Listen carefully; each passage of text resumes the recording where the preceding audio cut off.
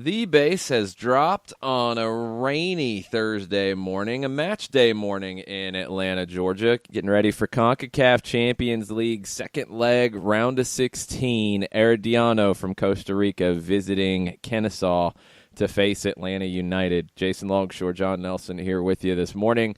We're also going to be joined by Felipe Cardenas at 9:30 and Doug Roberson at 10:30 as we get ready for a match day, a big match day.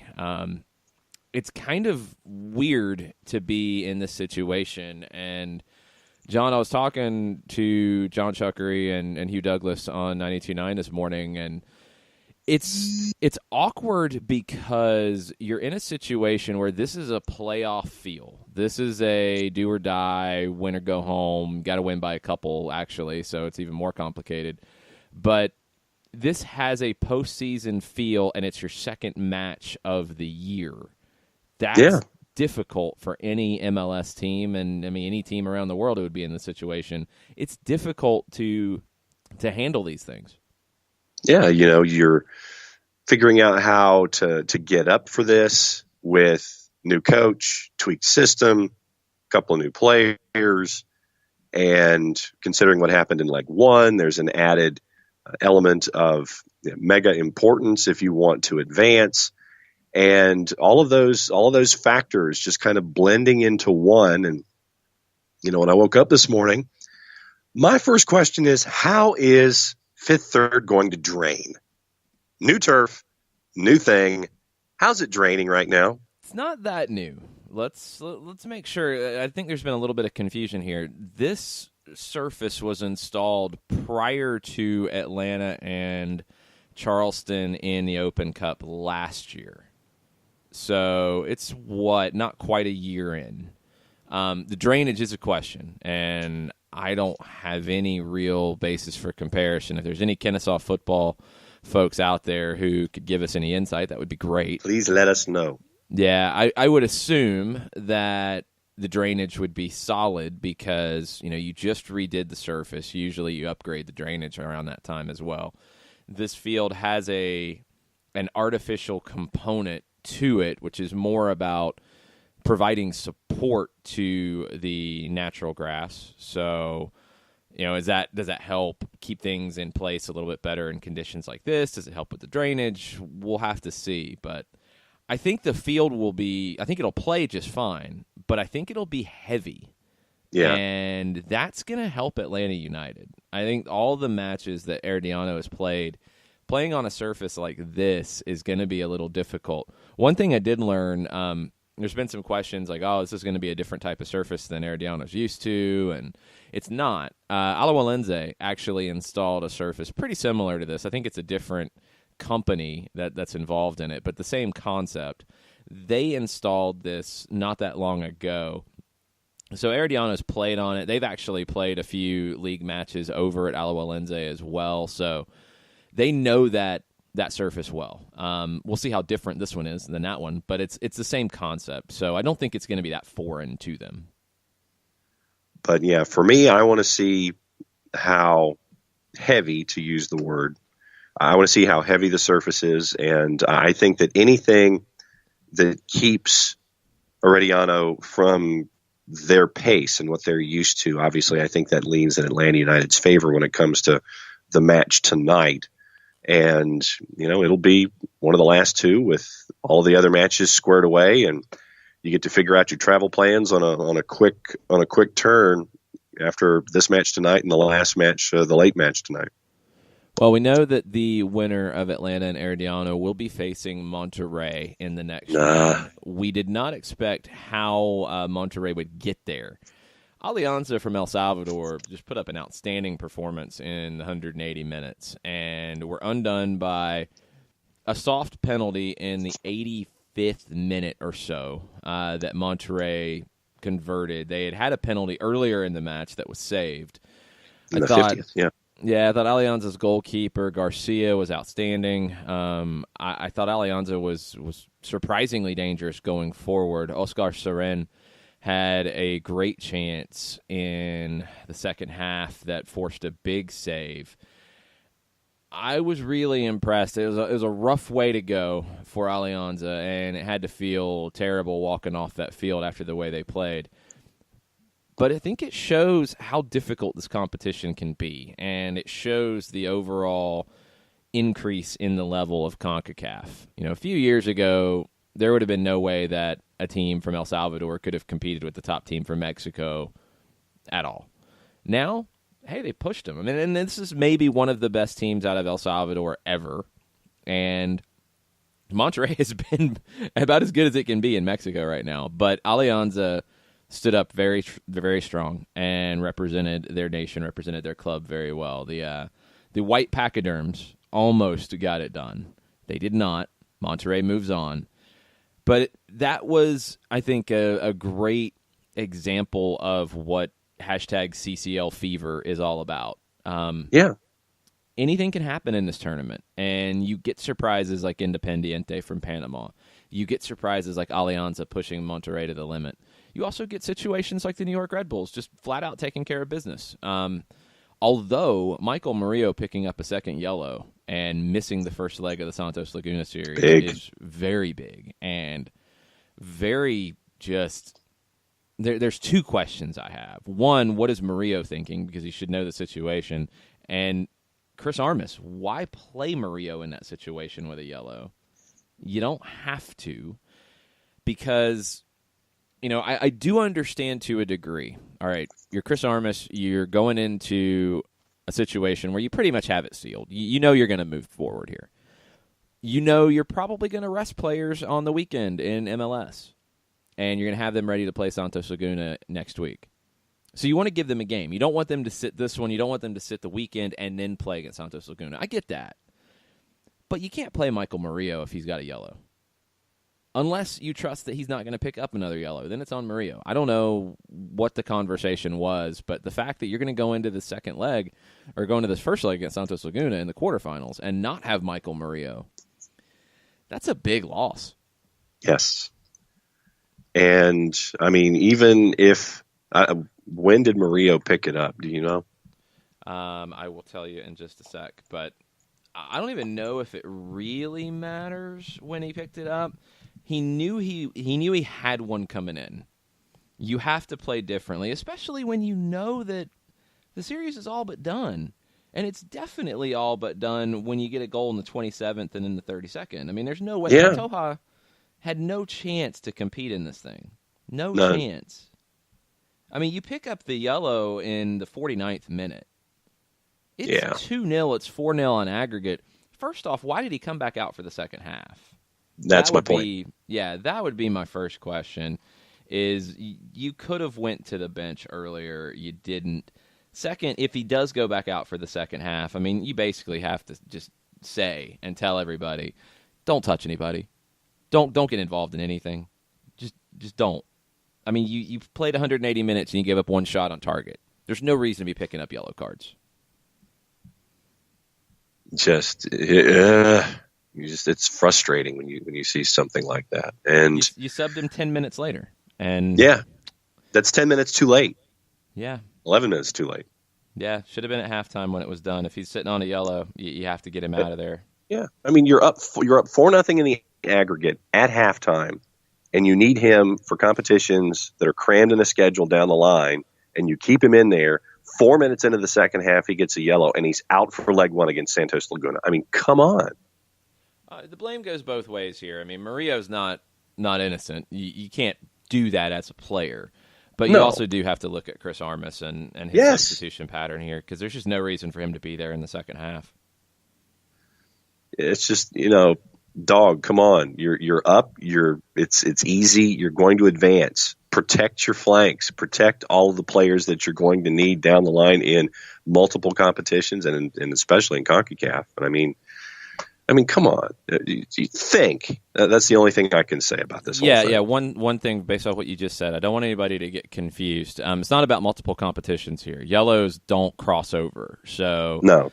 It's not about that. And Murillo will probably now play on the weekend in MLS, Right. where he can't play midweek. And that was my point. Yeah, but that's fine. That helps you in MLS. It's just you can't do this type of just not paying attention to detail.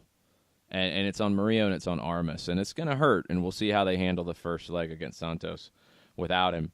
Let's get caught up on some of the craziness, because there's been a lot of things going on as you're up against the roster compliance deadline. You're a couple days away from the opener. The LA Galaxy, I don't think they have officially announced it yet, but the Chinese club has, and Ola Kamara has. It's on IG, so it's done. He's going to China. He's going to Shenzhen FC. It's a team that's pretty new to the first division. Taylor Twellman tweeted yesterday that Kamara wanted $2.25 to $3 million in salary. He got a big bump last year up to $900,000 plus. Taylor said that no one in MLS would give him that. Now, we do know from a couple other reports that that NYCFC was interested, did make an offer, was pretty close to doing it. However, that offer would have helped LA in some ways deal with their roster situation, and it wouldn't have helped in others. And this is where you're at right now with the Galaxy. You have 4 designated players. You have 2 options when it comes to, we'll say 3, but really 2 realistic ones when it comes to Giovanni Dos Santos. The unrealistic option is to trade him within the league. I don't see anybody picking up his salary. I don't see anybody really wanting the guy. So, the 2 realistic options, one is to buy out his contract, which you can do once a year, and say adios. That would be the option that would be completely within the league rules. That would make a lot of sense. However, now you don't really have much cover for Zlatan Ibrahimovic. Giovanni can play up top. The second option is to restructure his deal, use TAM to buy him down. That means you have to take his salary, as we've said, from $6 million to $1.5, give him more years to make that work, and then use TAM to buy him down. The thing about Kamara is interesting because it doesn't directly affect this because he wasn't a designated player. It doesn't do anything about clearing a roster spot. It does bring in cash.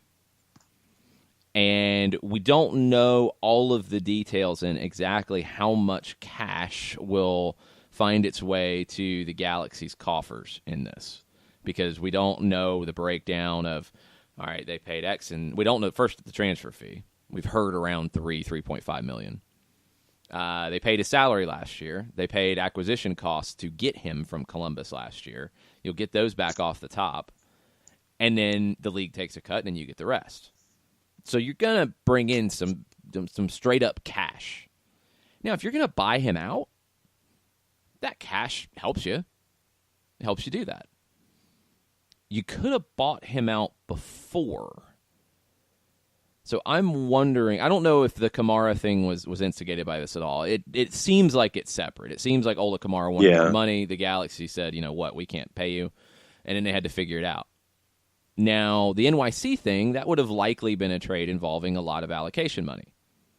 If you were going to buy him down after you restructure his deal, if MLS allows all that, that allocation money would have helped you. So I'm curious to see how this is going to get played out. One thing that I really want to stress here, and it's been incredibly frustrating to see this in the last day. We've talked a lot about the situation with 4 designated players.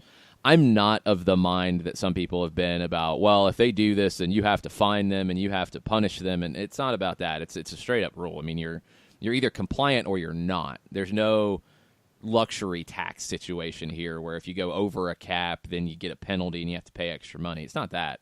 That's not how MLS is structured. You're either within the rules or you're not within the rules. And the league gets to decide the rules and the league gets to change the rules. Okay, whatever. But when people come out and say, well, FC Dallas has 4 designated players. Well, Orlando City has 4 designated players, so LA Galaxy's not the only one.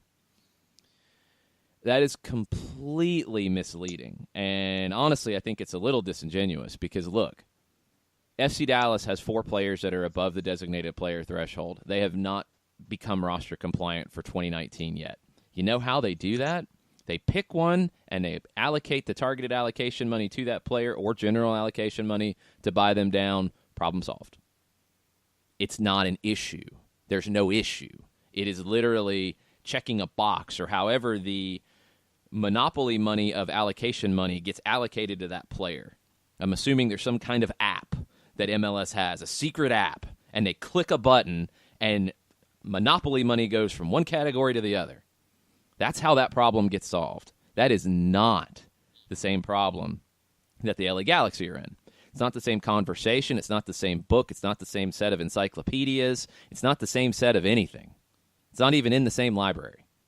So to bring that into the conversation is very misleading. The situation with the Galaxy is they have two options to get this done, because I don't think they're going to find a trade partner. The two options are to buy him out, which would be completely within the league rules. Buying him out and re-signing him would be strongly bending the rules, potentially breaking them. But again, MLS can rewrite them, so then you're just going to bend them. The other would be to restructure a deal, make him a TAM player, and do it that way. And that would, again, be greatly bending the rules. That's where you're at. That's the issue here. That is not the issue Dallas faces. That's not the issue Orlando City faces. I think Dallas can become roster compliant by spending like $20,000 in TAM. I mean, come on. That's not even a conversation. So don't get caught up in that side of it. Those things mean nothing. Yes, there are other teams that as of right this second are not roster compliant, but that gets fixed by clicking a box or signing a form or sending an email. Not the situation for the Galaxy. So don't fall for that. That's a little frustrating. It goes back to the whole conversation we've had all off season about these rules are difficult. These rules can lead you down rabbit holes, and these rules are hard to discuss. We try as best we can to give you everything that we know according to the rules that we know are public. We don't know everything. But I don't want people to get misled in these conversations, and I don't want these conversations to distract from real issues. And the situation the Galaxy are in is in a real issue. It's a big deal. If things are allowed to be bent for them at this stage, that's frustrating because other teams could have handled their off-season business very differently if they knew that was going to be an option. I don't know if Atlanta would have done anything different with Miguel Almiron other than maybe force Newcastle's hand a little bit more. That's about it. I think they wanted to make the move. I think everybody wanted to make that move. But it would have given you different conversations to have. Other teams definitely could have had these conversations as well. So if it comes down to this and rules are bent to the point of breaking them or to the point of rewriting them, pointing at Dallas and pointing at Orlando has zero to do with that. And don't allow that to become part of the conversation in your mind. Those are normal MLS functions of, okay, you have players, you allocate. I mean, why would you throw allocation money at a contract in January when your business is not done yet and you don't have to until March 1st? That would be wasteful. You might be able to do something different. You might be able to move that player. You don't need to do it then. You don't need to announce anything then. You announce it when you announce your roster compliance and you say, we used $20,000 in TAM to buy this player down. He's not a designated player. Done. There's your solving. You don't buy somebody down until you have to. They have to at the roster compliance deadline. They didn't have to before. That's not the same situation as the LA Galaxy. Do not get it twisted. The Galaxy situation is completely different, and I'm hoping the right decisions are made. Don Garber has been very clear. He's making the media rounds right now. He's saying that they will be roster compliant, and they will do it by the deadline. They're going to have to be, I mean, according to the rules as we know, so we'll see how they do it. That's the big question, is how do they get roster compliant? I think there's two paths, and one of them is completely within the rules. The other would be some pretty heavy bending, and I know these rules are flexible, but man, you're stretching the flexibility of the MLS rulebook if you pull the The option that I think, and the option that Sam Stejkal, and the option that lots of other reporters around the country have said the Galaxy want to do, and everything that they have heard, is that they want to buy him down, they want to restructure his deal. You shouldn't be able to do that, and we'll see what happens. That's your MLS rules rant for the day. We'll see what happens the rest of the day. Maybe we'll get something crazy happen while we're on the show. But we have more important things to talk about, like a match tonight in Kennesaw at Fifth Third Bank Stadium. Felipe Cardenas will join us in 10 minutes. We're going to come back, kind of set the table for second leg, Atlanta Herediano in Kennesaw. We'll take a quick break. Hang out with us. We'll be right back. Today's show is presented by Appolinsky & Associates, personal injury lawyers with over 30 years of experience, supporters of Atlanta United, Faction, and Inter-Atlanta Youth Football Club. If you've been hurt in a wreck, contact Steve today at steve@aa-legal.com or call in 24/7 at 404-377-9191. The initial consultation is free. A ranger station. I'd like to report a bear hug. Okay. I put out my campfire and Smokey Bear hugged me. So you drowned the fire, you stirred it, drowned it again, and felt that it was cold? Uh-huh. Yeah, he's just letting you know you did good. Bear hug from Smokey Bear. Status update. I'm gonna let you go now. There are many ways to start a fire, but one sure way to put it out. Learn how you can do your part at SmokeyBear.com. Sponsored by the U.S. Forest Service, Ad Council, and your state forester. We know that every driver is different, and a one-size policy does not fit all. That's why Country Financial offers a variety of discounts, so you get the coverage you need and the savings you deserve. From good driver to good student, multi-policy to multi-car, we've got a discount to suit every driver. Call Jason Wright at 678-568-6871 today to see what you could save. On Facebook at Jason Wright Agency or by phone at 678-568-6871. Discounts vary by state. Policies issued by Country Mutual Insurance Company, Country Preferred Insurance Company, or Country Casualty Insurance Company, Bloomington, Illinois. Every hiring manager knows that a company is only as good as the people it's made from. So where do you find the best people? That may surprise you. Meet the grads of life. Young adults of unique determination and experience. An ideal fit for your company in an entry-level position, internship, or even mentorship. They might not have every qualification you typically look for, but they're exactly who your company needs. This is talent worth knowing about. Go to gradsoflife.org to learn how to find, cultivate, and train this great pool of untapped talent. Brought to you by the Ad Council and gradsoflife.org. Welcome back. February 28th edition of SDH. It's a match day, a Thursday match day. It's CONCACAF match day. CONCA champions, second leg, round of 16. Atlanta United, Herediano from Fifth Third Bank in Kennesaw. Match will kick off just a little after 8 o'clock, so get in your seats early. Our Five Stripes countdown on 92.9 The Game will start at 7 o'clock, an hour of pre-match coverage for you. If you're in traffic on the way up, you can turn us on. As you will listen. You might be. By that point, maybe. I don't know. We'll see. I'm getting up there so early that I'm going to miss traffic, I hope. Be ready for that. On your way home, too, as well, we'll have an hour of the full-time report to wrap everything up. A couple scenarios to keep in mind here. Herediano is up 3-1 on aggregate. Atlanta has one away goal. If it is a 2-0 win for Atlanta, they go through. 3-3 on aggregate, Atlanta wins the away goals tiebreaker. There will be no extra time. The only score that sends this straight to penalties is a 3-1 Atlanta win. That means you're 4-4 on aggregate, both teams with a goal on the road. You're tied, you go to penalties. Anything else, you're going to have a winner at the end of the 90 minutes plus stoppage time. If Herediano scores however many they score, Atlanta has to win by 3 to go through. If it is level, if Herediano scores more than 1, Atlanta has to win by 3. They can't equalize it and send it to penalties.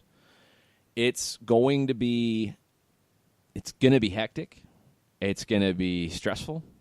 It's going to be a postseason atmosphere in February. That's where you're at right now. So, John, I mean, as we start to get into this, and we'll continue with Felipe in the next segment, what's one of the important keys here for you when it comes to Atlanta taking care of business tonight? Ooh. Well, I mean, for me, it's when you look at, I mean, obviously with Bello injured, what does Breck Shea mean for you out on the left, which is what we assume. I'm looking at Shea. I'm looking at the back.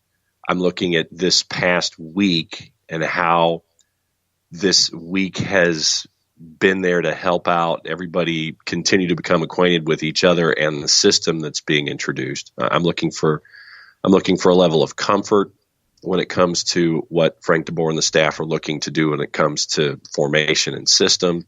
I'm looking at PT Martinez becoming closer to 90 minutes match fit and having him, assert what we know that he can do. For me, I'm focused on players and not necessarily on system. Is it Tito, which is what I would like to see. I'd like to have Tito start and then Barco come in, say 60 or 65 to come in and just run around for 25 minutes and be completely and totally frustrating. I think that for me, it's about PT, it's about Tito, and getting a goal on the board early.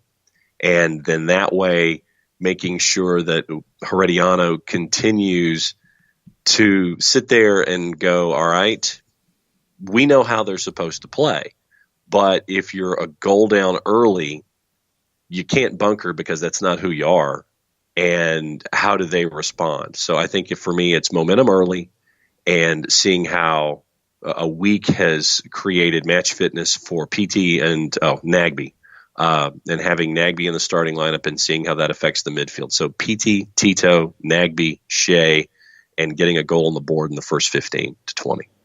So you're sitting Barco and Lorenowitz to make room for Nagbe and Villalba. Yeah, I think so. One thing I'll disagree with you about, and we'll talk about it a little bit as we go, I don't think 15 to 20 is really your timestamp here you're looking for. 30? I don't want to. Yeah, it's more about 30 or the first half. I don't want to see Atlanta get too frantic early.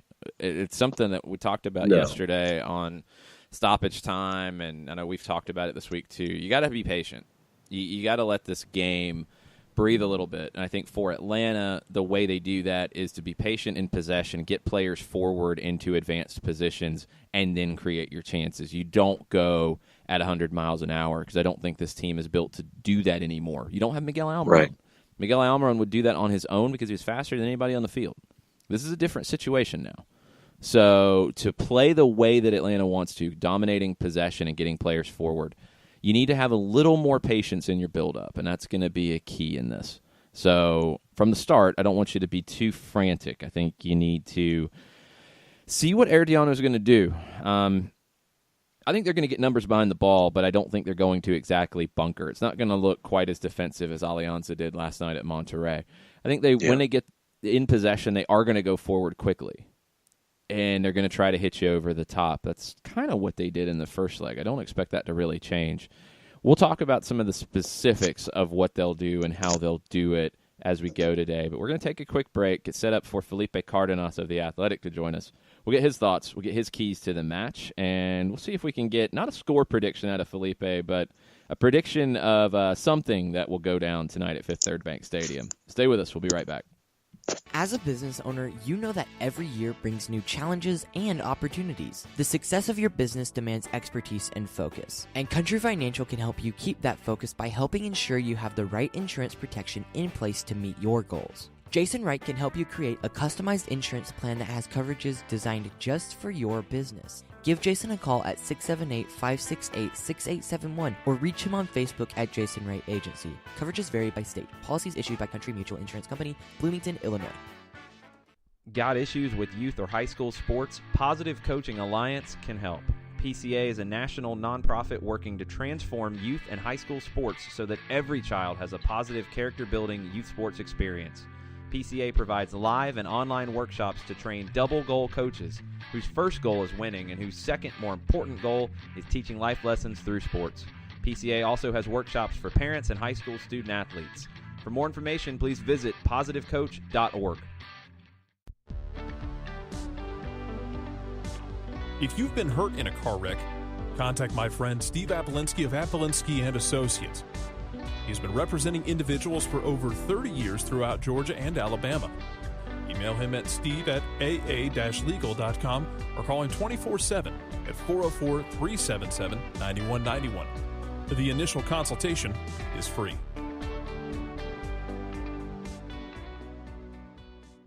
I adopted Bento in 2010 from a shelter. This cat makes me make art. He's always motivating me to draw pictures of him. He just is motivating artistically. He's my best friend, but a lot of people know him as Keyboard Cat. Keyboard Cat, YouTube star and shelter pet. Amazing adoption stories start in shelters. Start yours today. Visit theshelterpetproject.org to find a pet near you. Brought to you by Maddie's Fund, the Humane Society of the United States, and the Ad Council.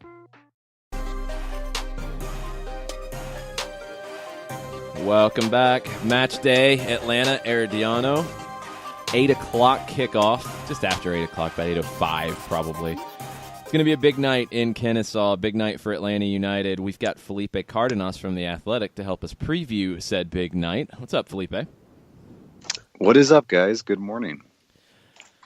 Good morning. This is a weird one because this feels like a playoff match tonight because it is, but it's February. They haven't even kicked off in the regular season yet. This is a new world for Atlanta United and the 17s, and I think the squad as well. I agree. I mean, it's definitely a very big match, and for a lot of reasons, starting with the obvious that they're down 2 goals, and that was unexpected, and so they have a lot of work to do in this second leg. Also, just the fact that this is an important tournament for the club. It's an important tournament for MLS. I think MLS may not admit this, but I think the Atlanta United is a team that they would like to see advance and put themselves in a matchup against a top team from Liga MX. So that is all on the line tonight. And for Atlanta United, this is what happens when you qualify for an international tournament. You play big games. They're very important right away, and you need to be ready to really take control of a game at home, even though you're not at Mercedes-Benz. But they're going to have to come out and to your point about the playoff game, like I think that's how it will feel. It will. I think we talked a lot about that with NYCFC and the Red Bulls, and how the first. The opening minutes, the first 20, the first 30, teams are getting used to each other, feeling each other out. I think that's how this one will be.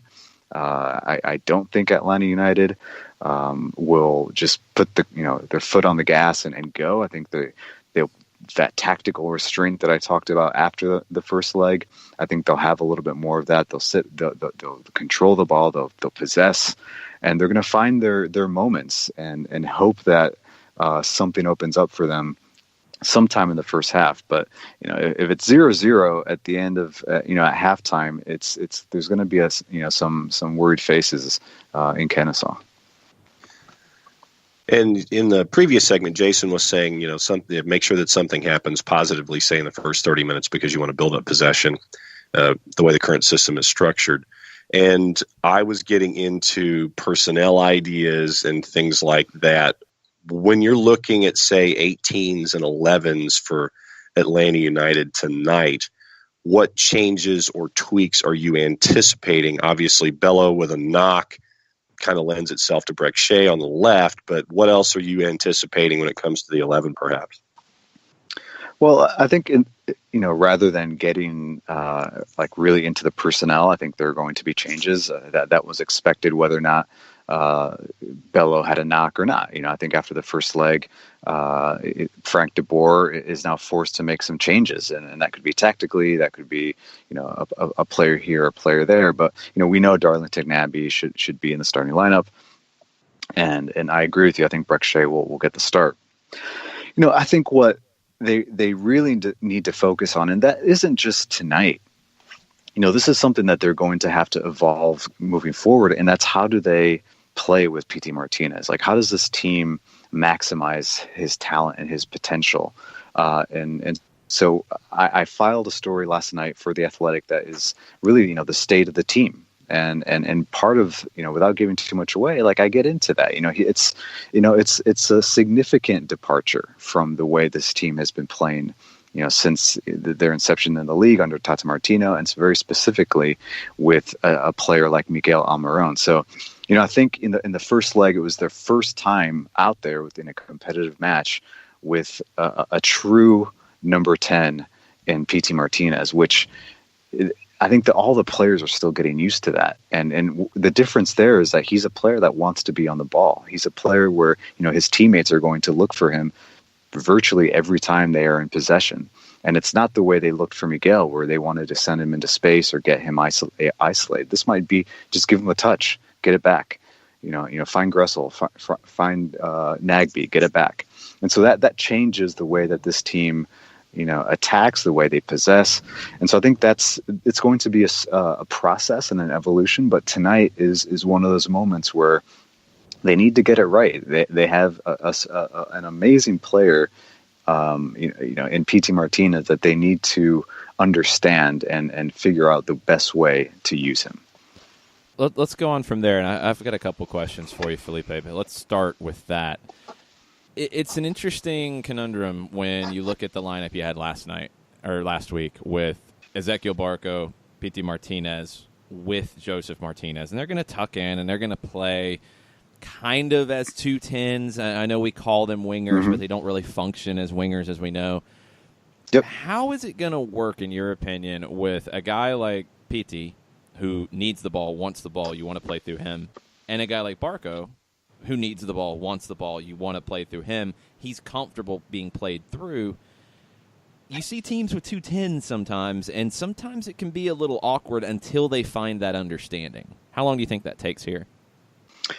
It's not overnight, and let's go back to one team that was on everybody's mind for the last year that played with 2 10s, and that was River Plate, and they did it very well with Juan Fernando Quintero and PT Martinez. Now, those are still 2 very special talents, and it's hard. They're kind of like once in a generation talents that just happen to find themselves on the same team, and you need a manager that decides that yes, we're going to play with these 2 players. So it didn't always work in River Plate. It wasn't every single game Gallardo lined up with 2 10s, but when he felt like it was going to work, based on his opponent or based on just the players themselves, are they feeling good? Are they, did they train well? Gallardo was famous for a week during training. He would change multiple lineups. He would take out Quintero. He would move PT in. He would play them together. So he was always seeing, what was the best way to get those special talents on the field. And this is a very similar situation to your point, Jason, with a player like Ezequiel Barco and PT Martinez. And I absolutely agree. Like they are both, 10s. I think obviously PT is a little bit more of what they call in Argentina an enganche, which is that classic 10 that kind of sits behind the strikers in front of the defensive center midfielders, and he's on the ball. I spoke with Barco this week for a piece that I'll be doing, subsequently. And we talked about that role. It's a new role for him. Let's be honest. This is a new role for him. And it's you're putting even more on a player that already has a lot of pressure on him, at a young age. So, but it is important that chemistry is between those 2 players, and then bringing in Joseph Martinez as well. That chemistry just doesn't happen overnight. Now they have the, what's the word? The technical ability, yes, and they have that like feeling on the field where they know where each other are. They can play 1-2 touch, but it just doesn't always happen overnight. And that will be, to your point, Jason, an interesting storyline throughout the season. Is how much patience does Frank de Boer have in that type of setup and getting the players used to each other, and how does he again maximize their talent? The follow-up's a little bit bigger picture. So we see this happen in these competitions all the time, whether it's Copa Libertadores, whether it's Champions League, especially in the early rounds, the qualifying rounds, CONCACAF Champions League, where a favorite, a bigger club, goes on the road, doesn't get a win, has a bad result. Monterrey did it with a scoreless draw in El Salvador. Tigres did it with a 1-0 loss in Costa Rica against Saprissa. And I think bigger clubs usually have that confidence that they get to the second leg, they take care of business at home, they move on. There's not that fear. It feels like kind of the atmosphere around all this right now, not from the players, but maybe a little more from the fan base because it hasn't gone through this, is that there is a little bit of fear tonight. There is a little bit of trepidation about facing Herediano in a situation. I think these players, though, and correct me if I'm wrong, understand the situation and understand that they're the bigger club, and they're expected to go through tonight. I agree. I think it's interesting, and that's how a fickle a fan base can be when they all of a sudden experience a setback. And so what was the rallying cry last year? Play Bello, start Bello, #start Bello. And when he would play, I always said it. Tata Martino was very blunt. He literally called him a boy and was like, yes, there's talent there, but you can't just play these kids and expect them to be great right away and not struggle, not go through growing pains and processes and failure. And it's like he knew it, but are the fans ready for that? Like, I don't think this fan base was prepared to see a homegrown talent, a beloved talent in George Bello struggle a little bit. And so that's the fans now. Okay, they're in that moment now where they're concerned. We did not play well. We're the favorites. We're the defending champions. This isn't how it's supposed to go after winning MLS Cup and experiencing that euphoria of a victory. On the flip side, I was not at every single training session this week, but when I was at the facility speaking with Brad Guzan and Ezekiel Barco this week, I ran into players in kind of coming out of the massage and coming out of lunch and before they headed home, and everyone looked like they were very loose, to be very honest with you, joking around. Just Joseph, I was talking to Barco, and I have the audio of Joseph in the background just yelling at Barco. I was calling him like Barquito and like and trying to distract him while I was in an interview with him. So yeah, I think they know that they did not play well, that they did not show up essentially in a big game. I think a guy like Brad Guzan, he told me, he's like, a U.S. national team player knows what it's like to play in Costa Rica, to play in Central America. So they just didn't get it done, and I think they're really looking forward to turning that around tonight, despite the fact that it won't be easy. But I think they know that they have it in them to advance. I was going to say, Jason, you're on a roll. Do you have any others in your brain? I mean, always. This is defensively. This has been another big point of the conversation about Atlanta in the first leg. What did you make of the trio at center back with LGP, Miles Robinson, and Michael Parkhurst? Not so much about the individual performances, because I think we've kind of talked through all of the individual mistakes that happened, but as a unit, as a collective, as a defensive philosophy, what did you think about the way it played out? Well, this happens to me often when I come on your show after filing a story. I think, were you guys reading over my shoulder? Were you reading over my shoulder last night while I was writing? Yes. Okay, so let's again, that my story will probably post today, and I get into that specific question, Jason. So I'll leave it for that. But listen, give me a tease. I think it was. I'll give you a tease. I think it was, for all intents and purposes, a makeshift back line. And it just did not work. And it's not because of necessarily individual performances. I think it's an underlying issue with this team. And it's listen, they struggled playing with three in the back under Tata Martino. He had to really work at it. It was new for a lot of the players. And they're not just like this back three team that goes out there and can keep, have the composure to stay disciplined in that shape. I just don't think that's in their DNA. And so, what does that look like tonight? Does Frank de Boer stick with that?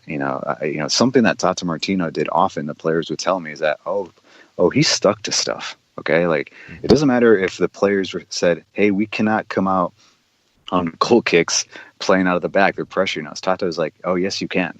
And so I don't know if Frank de Boer, how quote unquote stubborn he is. Does he say we need to go to a back four? We need to be a little bit more solid.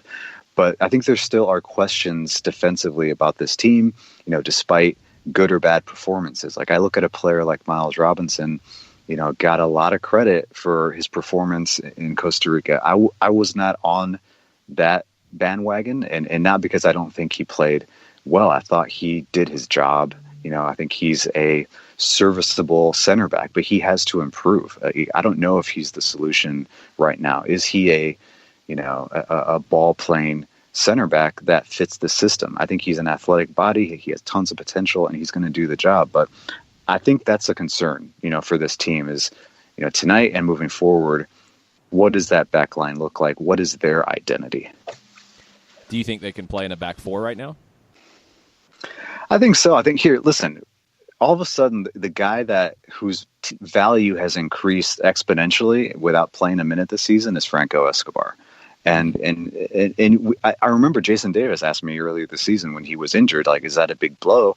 And I wish I could retract my answer. I said no at the time because I was like, yeah, like he was important in the playoffs, but I think he can, guys can move in. And now I'm like, yeah, look, he's very important because he can play in that position where Michael Parkhurst played the other night.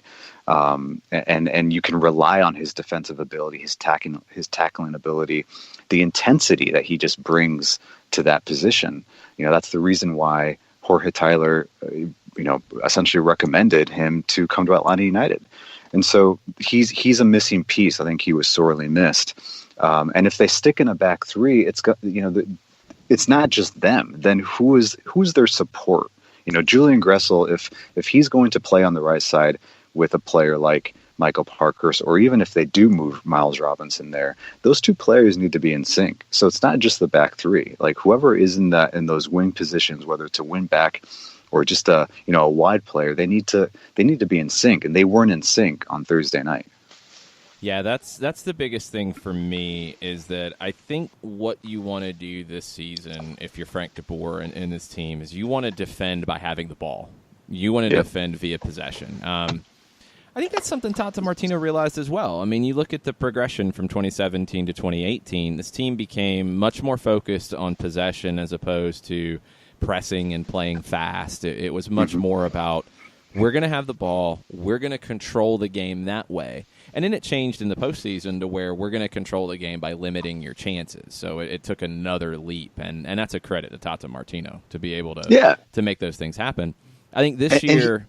Go ahead, please. No, go ahead. No, I was just going to say that Tata also, in doing that, he made difficult decisions, and he took Julian Gressel away from his preferred, touchline position when he was having a great year. When he was having, he was tied with Miguel Almiron in assists, and everyone was talking about Julian Gressel's wing play.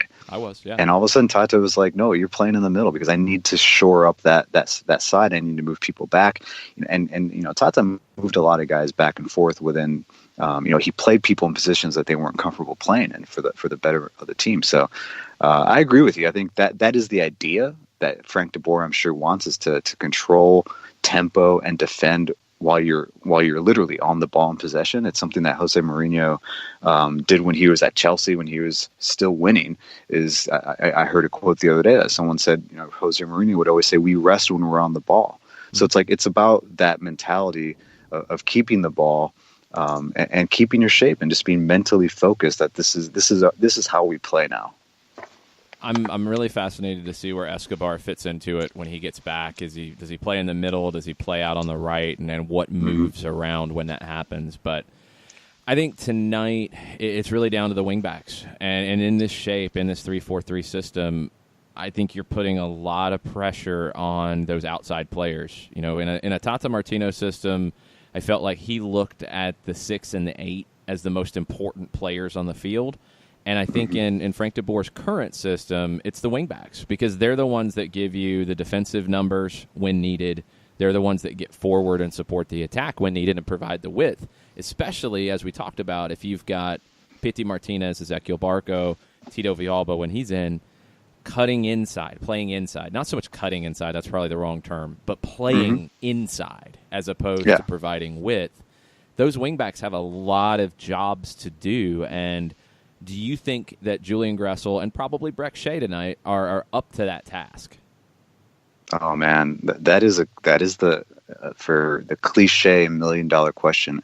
I think a player like Julian Gressel, could struggle a little bit when he's being tasked with, you need to get back, you need to defend, you need to sprint back and then get forward again and support the attack. I don't know if that's his one of his strengths. Can he do it? Yeah, probably. Breck Shea, same thing. I think he has a little bit more experience playing there, and sitting back and getting forward and understanding his responsibilities on the defensive end. So, but again, he hasn't played in this system for very long.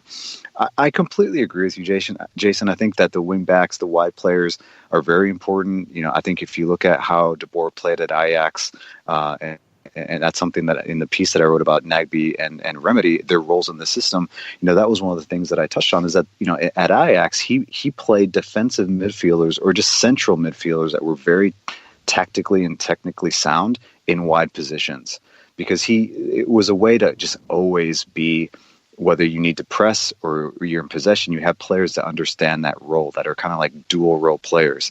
A player like Ezequiel Barco, who grew up in a system where, obviously when he was in the Independiente Academy, he was just like, a phenom. So they played him in the middle, get on the ball, attack people. But once he moved into Primera, he was a wide player, and he talked about it. I watched some interviews, when he was giving them in Argentina before he came to Atlanta United, about being asked to track back and defend, and it was new for him. Take players like James Rodriguez, these creative players that once they get to the big stage, or they're playing in a team that it's very system oriented, all of a sudden their manager is asking them, okay, great, we love your talent, but you need to get back, you need to defend. And so not everyone can do that. And I agree that is key. Those wide positions are key in what looks like De Boer's preferred formation. It's going to be a fun one tonight, and there will be some tense moments, I think, for sure. Felipe, thanks for the time this morning. We appreciate it. All right, guys. Yeah, take care. See you guys tonight. See you tonight. Yeah. We're going to take a quick break. We'll come back and set up hour number 2 after this. All right, guys. Peace. Today's show is presented by Appolinsky & Associates, personal injury lawyers with over 30 years of experience, supporters of Atlanta United, Faction, and Inter-Atlanta Youth Football Club. If you've been hurt in a wreck, contact Steve today at steve@aa-legal.com or call in 24/7 at 404-377-9191. The initial consultation is free. A ranger station. I'd like to report a bear hug. Okay. I put out my campfire and Smokey Bear hugged me. So you drowned the fire, you stirred it, drowned it again, and felt that it was cold? Uh-huh. Yep, he's just letting you know you did good. Bear hug from Smokey Bear. Status update. I'm gonna let you go now. There are many ways to start a fire, but one sure way to put it out. Learn how you can do your part at SmokeyBear.com. Sponsored by the U.S. Forest Service Ad Council and your state forester. We know that every driver is different, and a one-size policy does not fit all. That's why Country Financial offers a variety of discounts, so you get the coverage you need and the savings you deserve. From good driver to good student, multi-policy to multi-car, we've got a discount to suit every driver. Call Jason Wright at 678-568-6871 today to see what you could save. On Facebook at Jason Wright Agency, or by phone at 678-568-6871. Discounts vary by state. Policies issued by Country Mutual Insurance Company, Country Preferred Insurance Company, or Country Casualty Insurance Company, Bloomington, Illinois. Every hiring manager knows that a company is only as good as the people it's made from. So where do you find the best people? That may surprise you.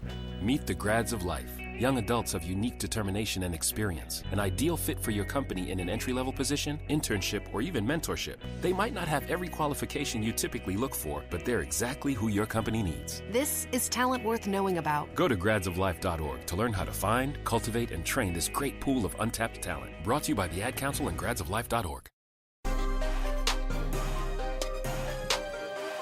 Welcome back. Thanks so much to Felipe Cardenas. Make sure you're following him, Felipe Car, on Twitter, and go ahead and set the notifications because he has pieces that are coming at The Athletic today. So go check those out. We'll have Doug Roberson of the Atlanta Journal-Constitution in hour number 2. He'll be joining us at 10:30 as we go through our usual prediction roundtable. But before we get to hour number 2, let's talk a little bit about some of the things that have popped up around the league. We've talked about the LA Galaxy situation. Chicago is going after Nicolas Gaitan, a 31-year-old central attacking midfielder who developed at Boca Juniors, went to Benfica, played a lot of Champions League there, went to Atletico Madrid, then last year went in a pretty big money deal over to China to Dalian Yifang. Dalian Yifang announced yesterday that he's leaving the club and he's going to Chicago. That was a lot of breaking news to lots of people. Sam Stejskal just tweeted out a little bit ago that the deal is not quite done. It's pretty much done. He'll be a TAM signing, which is actually a great deal from the Fire, because this is a guy who went for millions of dollars from Atletico Madrid to China last year. Played a decent bit, but he's going to move, it appears, on a free, and he'd be a TAM signing. That's an outstanding piece of business if you get him. Yes. He's 31 years old. Yes. 150 matches with Benfica, but that's unbelievable. And it could be one of these kind of deals where, remember, Zlatan came, signed a 2-year TAM deal at $1.5 million per. It could be one of those that show and prove you're going to get paid nicely this year if you perform, and if Bastian Schweinsteiger retires, you're going to move into a designated player role and get paid next year if you're ready for that. I'm thinking it could be one of those kind of deals. Yeah, that's the way I was looking at it. But no, tremendous piece of business with a lot of if-thens attached. But yeah, if the if-thens work out, great piece of work by the front office. They've needed that number 10, and now the next question is Jordi Mihailovic and what this means for him. You would assume that this means Gaetan's going to play, and Mihailovic is probably going to be on the bench. And some people won't be happy about that. I hope it pushes Mihailovic, and I hope he's able to soak up some from Gaetan, and I hope he does get some time.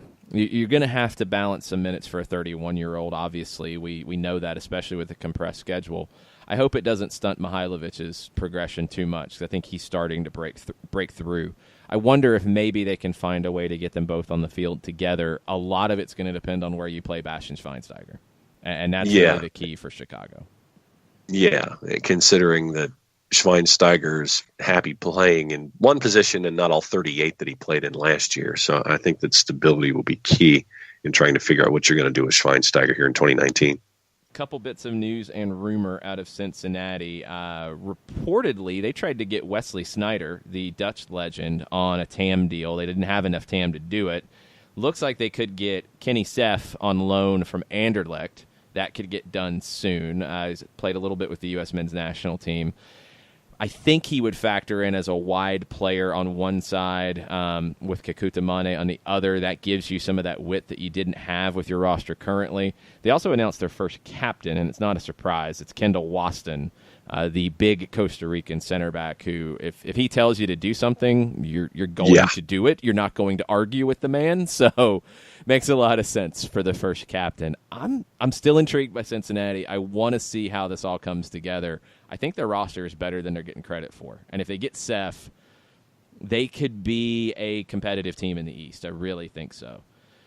That's it for hour number 1. Hour number 2, we'll get deeper into some tactics. We'll get into some of your questions. If you have them, tweet at us at Soccer Down Here about Atlanta and Herediano tonight in Kennesaw. Stay with us. We'll be right back. As a business owner, you know that every year brings new challenges and opportunities. The success of your business demands expertise and focus. And Country Financial can help you keep that focus by helping ensure you have the right insurance protection in place to meet your goals. Jason Wright can help you create a customized insurance plan that has coverages designed just for your business. Give Jason a call at 678-568-6871 or reach him on Facebook at Jason Wright Agency. Coverages vary by state. Policies issued by Country Mutual Insurance Company, Bloomington, Illinois. Got issues with youth or high school sports? Positive Coaching Alliance can help. PCA is a national nonprofit working to transform youth and high school sports so that every child has a positive character-building youth sports experience. PCA provides live and online workshops to train double-goal coaches whose first goal is winning and whose second, more important goal is teaching life lessons through sports. PCA also has workshops for parents and high school student-athletes. For more information, please visit positivecoach.org. If you've been hurt in a car wreck, contact my friend Steve Apolinsky of Apolinsky & Associates. He's been representing individuals for over 30 years throughout Georgia and Alabama. Email him at steve@aa-legal.com or call him 24/7 at 404-377-9191. The initial consultation is free.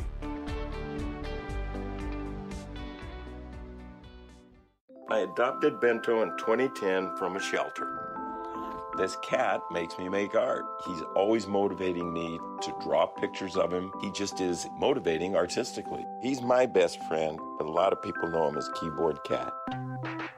Keyboard Cat, YouTube star and shelter pet. Amazing adoption stories start in shelters. Start yours today.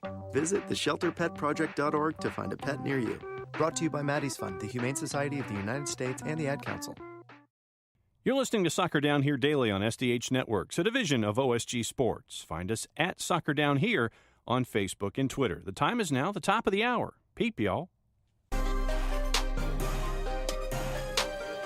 Welcome back. Hour number 2, Soccer Down Here. February 28th, CONCACAF Champions League match day, second leg. 3-1 deficit facing Atlanta United tonight at Fifth Third Bank Stadium against Herediano. We're on the air 7 o'clock with Five Stripes Countdown on 92.9 The Game. Kickoff just after 8. Full-time report for an hour following the final whistle. If you watched the Monterey game last night and you saw how that intensity ratcheted up as the night went on, I think what we were talking about with Felipe, John, where the bigger team comes into the second leg, if you're down, if you're even, whatever, you come in, you still play with confidence. I think Felipe mentioning that the team feels loose. That shows that. You're coming in very confidently. If you don't get a goal in the first 30, you don't get a goal at halftime, you're going to see things ratchet up as the night goes on. You get one goal and you're still looking for another one, or if Herediano gets one, you're going to see the intensity level change multiple times. If you watched Monterey last night, the deeper it got, the more desperate they got. You started to see more frustration, some more physical play. Different things were going on in that game as Monterey, had their backs against the wall, were facing down penalties against a team that really shouldn't have been there. And Atlanta United is facing a much more difficult opponent tonight in Herediano. Don't get me wrong. The Costa Rican League is better than the Salvadoran League. Herediano is the defending champs. They're a proud club. But this is a club Atlanta United should be able to take care of.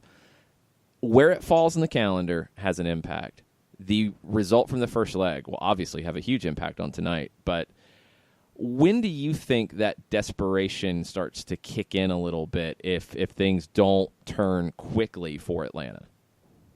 50 to 55. I think that you go into the half, and whatever the result is, then you monitor from that point. Because say you're goalless at the break, okay, then you come out for the second half. Things aren't working for that first 5 minutes or that first 10 minutes and trying to build possession and work forward to get that first goal, then I would say probably 55 to 60.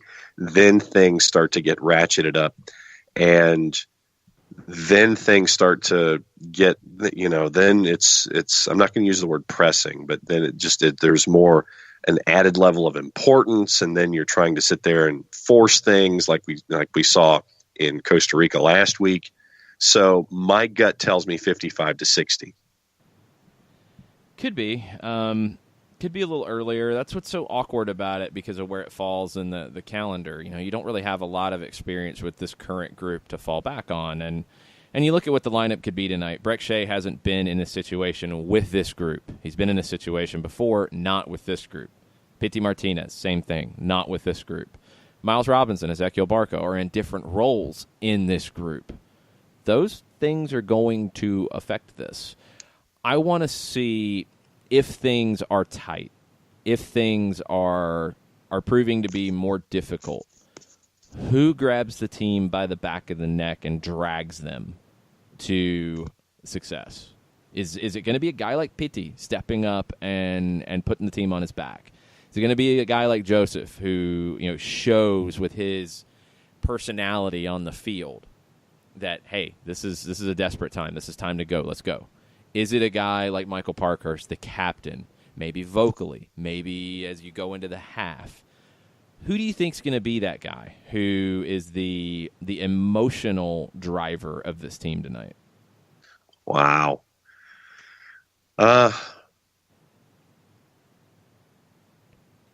and obviously dead air doesn't work well for radio because my gears are grinding at the moment. But I think it's probably LGP. Okay. And, we always are looking at LGP as the Captain 2.0 of Atlanta United. And I think that it's probably, an LGP or someone like that who's been in these kinds of situations and competitions before. So I would say probably LGP and then maybe a PT. But first name that popped into my head was LGP. An underrated one, I would actually lean to Julian Gressel. I think he's a bigger face with this team than sometimes he gets credit for, and I think he's really grown into that role. I look back to last week, and he gets that goal, and I kind of watched him after he scored, and Atlanta, you didn't have a huge celebration because it's 2-1, you're down at that point, you're trying to get the play going right. again. But there was definitely, I think, his reaction, kind of the clenched fist, like looking at everybody, looking at the bench, looking at everybody on the field, kind of like, come on, let's go. Let's go. Now we're in this. Let's go. I think he has a big role tonight. I think if Julian Gressel has a big night tonight, whether that is just strong play, whether that is contributing on the score sheet with a goal, with an assist, with both, if Gressel has a big night, I think Atlanta United has a big night. I don't think he has to have a big night for Atlanta to have a big night. I think that's the luxury of having so many different superstars in this team. But if Gressel has a big night, I think it means a couple things. I think it means that the left side, Jimmy Marine, is not having the same impact that he did in the first leg. I think it means that Gressel's getting involved in the attack, and the team is playing with a little more of that patience that I've been talking about this week. And I think if those things happen, Atlanta's going through. Gressel could be the one who turns this tonight. I really think he's grown into that level of importance in this team. No, I could see that completely considering the past sample size. So, I guess for me it was looking at it from the perspective of someone who is seeing things happening in front of them instead of the person being involved in the fray, and then making sure that, okay, I'm seeing these things. Okay, guys, we have X amount of time. Let's go forward and finish things up. But no, I see your point completely where Gressel's concerned. Yeah. Yeah, I think he's going to be key. This is going to be a fun one tonight because this is a different level of intensity. Look, Atlanta United's never been in this situation. They've never been in the situation in a 2-leg series where you lose the first leg and you have to make up ground in the second. Last year in the postseason, it's a game on the road at Yankee Stadium. You come out of there with a 1-0 win. You're feeling great going into the second leg at home. Next go-round, you have the home leg first against the Red Bulls. You dominate, 3-0 win. You're feeling unbelievably great going into the second leg. This is the first time that you're going into the second leg with question marks.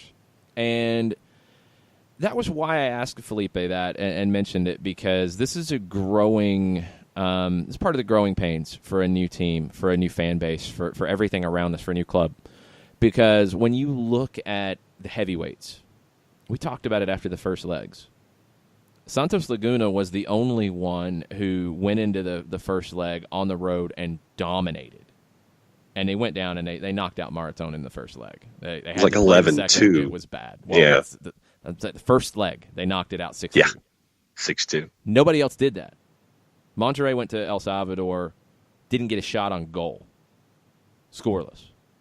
Tigres went to Costa Rica, lost to Saprissa late, 1-0. They felt pressure in the second leg, but they also had a different, I think, confidence because they had been there, they had done that, they understand it, they got through it. Teams in South America, this happens. You have your first leg on the road, whether it's a new place you're playing, whether it's just a team that's up for it, whatever happens. Things go against you. You don't get the result. You have to bounce back in the second leg. I think this team has all of those individual pieces that have gone through this and have gone through that type of adversity. But as a collective, this is a new experience, and you have a new manager leading it. So this is going to be a learning opportunity across the board. I don't think this club is looking at it as Well, if we don't get through, cool, we learned something. I don't think that's the mentality here at all. But yeah, the collective learning about how to deal with these situations is part of the story tonight. Yeah, and it's all about growth and all of these experiences that it's on the job training in a hemispheric sense. And as you sit there and are absorbing everything around you, how are you processing the information? How are you learning from what's going on? How do you apply that information in real time? And I think that, no, this is not something where if Atlanta United does not advance, they sit there and check it off and go, oh, yeah, okay, yeah, we learned something. No, I think that, as we've mentioned before, Atlanta United coming into this tournament was one of the 3 teams mentioned as favorites. You had the 2 Liga MX sides in Tigres and Monterrey and Atlanta United. And I think that anything short of competing for that title is going to be a disappointment in this tournament, considering what the goals of the team have been all along. And there are times when you have to have on-the-job training and you're learning on the fly. And this is going to be one of those nights where you have all of these players who've done this before. Now you're, as a group, and taking the lessons that you've learned in the past and trying to apply them as a group on the pitch to try to advance to the next round. Yeah, this is a good one. This is an interesting experience. A couple questions as we get ready to go to break. Percy Herrera, as long as Gressel doesn't play like he did before he scored, then I'm all in. Looked like a deer in headlights against Marine. I'm going to disagree, Percy, because he struggled early defensively. I think because it's a new system, there's new responsibilities, and you're facing a guy in Jimmy Marine who is back from injury. And if you had seen the reaction to him at the opening kickoff, if you had seen the reaction every time he did something in the first 10, 15 minutes, we were on his side. Where we were in a broadcast position was on his side of the field. And you could feel it when he did something underneath us in the stands. People were so excited to see him and so happy for him. And he felt it too, because every time something happened, he turned around to the fans and was waving at them and asking them to get louder. It was tough for Julian Gressel at the beginning. What was impressive about it, and where I had a lot of respect for his performance, was he grew into the game. And a couple things happened as the night went on. Jimmy Marine's influence waned a bit. Could be down to coming back from injury. Also down to Julian Gressel playing better. And Gressel getting forward more. And as each half went on, I think Atlanta got better from minute 1 to minute 45 in both halves. Yeah. Gressel grew into the game in both halves and had more of an influence as those halves went on, I think partially because the team got more patient as each half went on. And that was a good thing. So I thought Gressel did well. I mean, Marine caused problems. Marine also didn't show up on the score sheet. So he was good, but let's not go too far on it. I thought Julian did pretty well against him, to be honest, overall. But Jimmy Marine had his moments for sure. And I'm curious to see what kind of moments he could have tonight. He played deep into the second half on Sunday, coming back from injury, on short rest. Is he going to be ready to go tonight as a starter? Or are you going to maybe go a little more defensive and sit and play with a little more defensively minded left winger and then bring Marine on in the second half as a spark? But is that in your DNA, though? Well, no, we've talked about this a lot. I think you're overdoing it a little bit if you say that bringing in a different type of player on the left wing is not against your DNA. You can bring in a player who is going to be a little more secure defensively and not as electric going forward and not go against your DNA. You're going to sit players behind the ball. I mean, this is not like Herediano is not going to be expansive and try to send a bunch of players forward. They didn't Thursday. But they're not going to sit and not try to play when they have the opportunity. That's the difference. A bunkering team has no interest in going forward, period. They're just putting 10 guys behind the ball, and they get it. They're clearing it. If they get anything going forward, it's lucky. That's not how Herediano is going to play. But are they going to put numbers behind the ball and be smart? Yeah. They know the situation. They're not going to all of a sudden play in a 4-3-3 with 6 guys up the field in the attacking half on a regular basis. That's not going to happen. They're not going to do that. But they're also not going to sit and never try to get forward. How they get forward is the question. What we saw on Thursday was they were very direct. They, not so much ball over the top, not long ball, but verticalidad, which we've talked about with Tata Martino. It's just getting the ball forward from the back to the front as fast as possible. And I thought they did a good job of that on the second goal. They're going to do that. They're going to look for those opportunities. I want to see who it is up top. On Sunday in league play, they started Jose Guillermo Ortiz, who played a lot of minutes on Thursday as well. They started Minor Escoe, who did not start in the first leg but came on as a second-half sub. He's the faster of the two. Maybe I could see a scenario where he starts next to Magana up top instead of Ortiz. Because if you're going to have to play a little simpler, if you're going to have to play even more vertical, you'd like to have a little more speed than Ortiz gives you, and Escoe could be that guy, although he's coming off of a lot of minutes on Sunday. I'm really curious to see how the central midfield handles this. Randall Azofeifa was the man of the match for me. Go ahead. Yes. No, I was just going to say, with all of these guys in their mid-30s who are on this roster, who are integral parts of this roster, I want to see how their bodies respond to having to play this match. And for me, I'm going to be looking at those guys and, do they end up slowing down as the match goes on? Does Hernan Medford sit there and make, the quality substitutions at the right times, or does he try to just ride them into the turf and sit there and have them hang out there as much as humanly possible and, ride them into that full 90? So for me, age versus the, what's the word I'm looking for? Just the ability to hang out there for another 90 minutes, I think, for me is huge with those guys in their mid-30s, those experienced guys that Medford has. Well, the guys to watch for are center back Pablo Salazar, who is 36. He did not start on Sunday, but he came in and played the whole second half. What are his legs going to be like? Your two central midfielders who started last Thursday, Randall Azofeifa, 34, Esteban Granados, 33. Azofeifa started on Sunday, which shocked me. Azofeifa is the key for Herediano because he's the guy who, when they do go vertical, when he gets on the ball, he can function as a playmaker. He can slow things down a little bit. He can pick a pass. I thought he was the man of the match on Thursday. What's he going to have in the tank? Because you don't really have a replacement for him. Granados is going to be the guy who sits. Granados is going to be the one who really sits and kind of makes it a line of 5 when Herediano's sitting deep.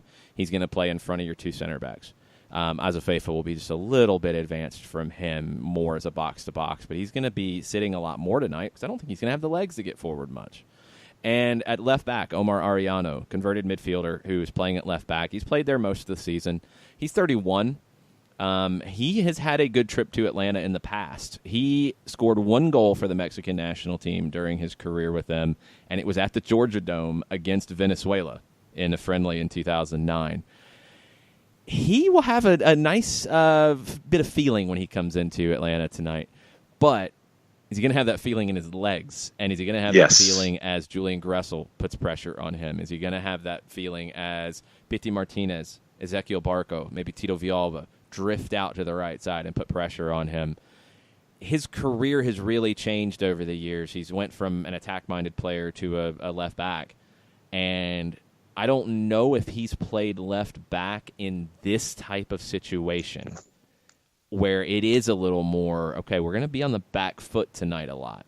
Not all the time. We don't want to stay back here on the back foot, but we're going to be. You know that's what's going to happen. You can't be naive. How's he going to handle it? It's going to be interesting, all those little games within the game, all those little subplots to look at. We'll talk more about them in the next segment. If you have questions, tweet them at us. We'll hit a couple more of those. Before we bring on Doug Roberson of the AJC to make our predictions in the 10:30 segment. Stay with us. We'll be right back. Today's show is presented by Appolinsky & Associates, personal injury lawyers with over 30 years of experience, supporters of Atlanta United, Faction, and Inter-Atlanta Youth Football Club. If you've been hurt in a wreck, contact Steve today at steve@aa-legal.com or call in 24/7 at 404-377-9191. The initial consultation is free. A ranger station. I'd like to report a bear hug. Okay. I put out my campfire and Smokey Bear hugged me. So you drowned the fire, you stirred it, drowned it again, and felt that it was cold? Uh-huh. Yep, he's just letting you know you did good. Bear hug from Smokey Bear. Status update. I'm gonna let you go now. There are many ways to start a fire, but one sure way to put it out. Learn how you can do your part at SmokeyBear.com. Sponsored by the U.S. Forest Service Ad Council and your state forester. We know that every driver is different, and a one-size policy does not fit all. That's why Country Financial offers a variety of discounts, so you get the coverage you need and the savings you deserve. From good driver to good student, multi-policy to multi-car, we've got a discount to suit every driver. Call Jason Wright at 678-568-6871 today to see what you could save. On Facebook at Jason Wright Agency or by phone at 678-568-6871. Discounts vary by state. Policies issued by Country Mutual Insurance Company, Country Preferred Insurance Company, or Country Casualty Insurance Company, Bloomington, Illinois.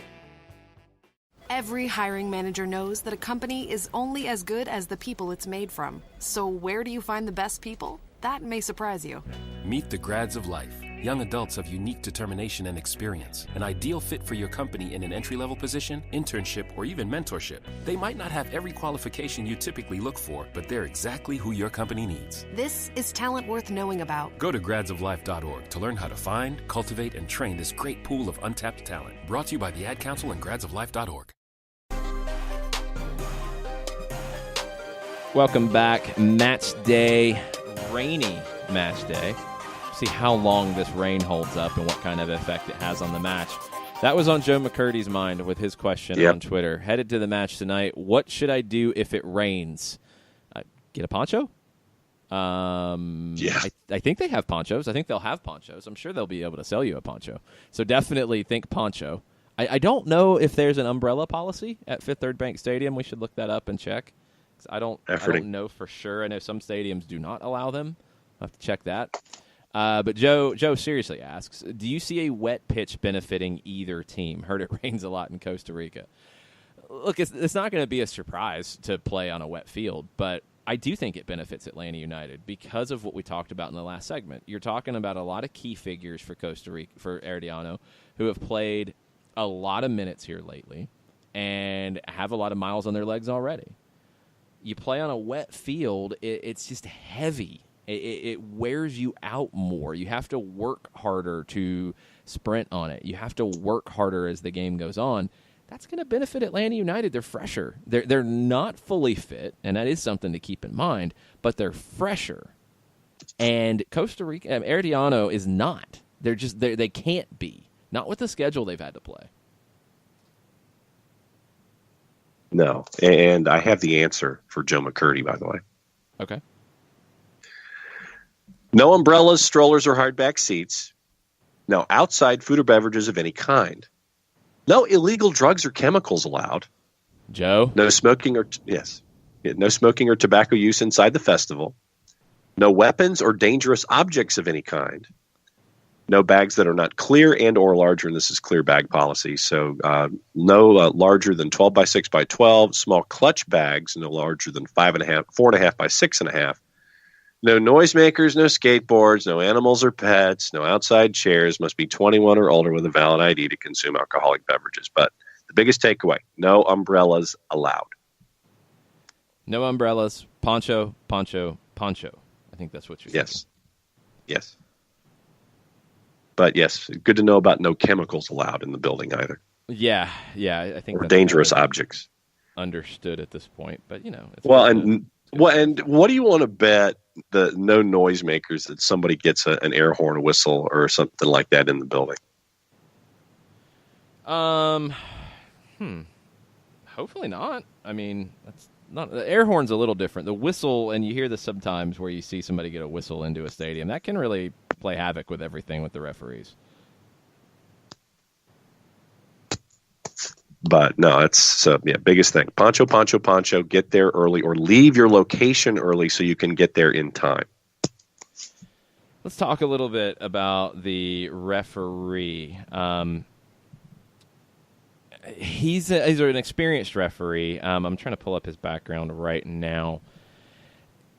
from Jamaica.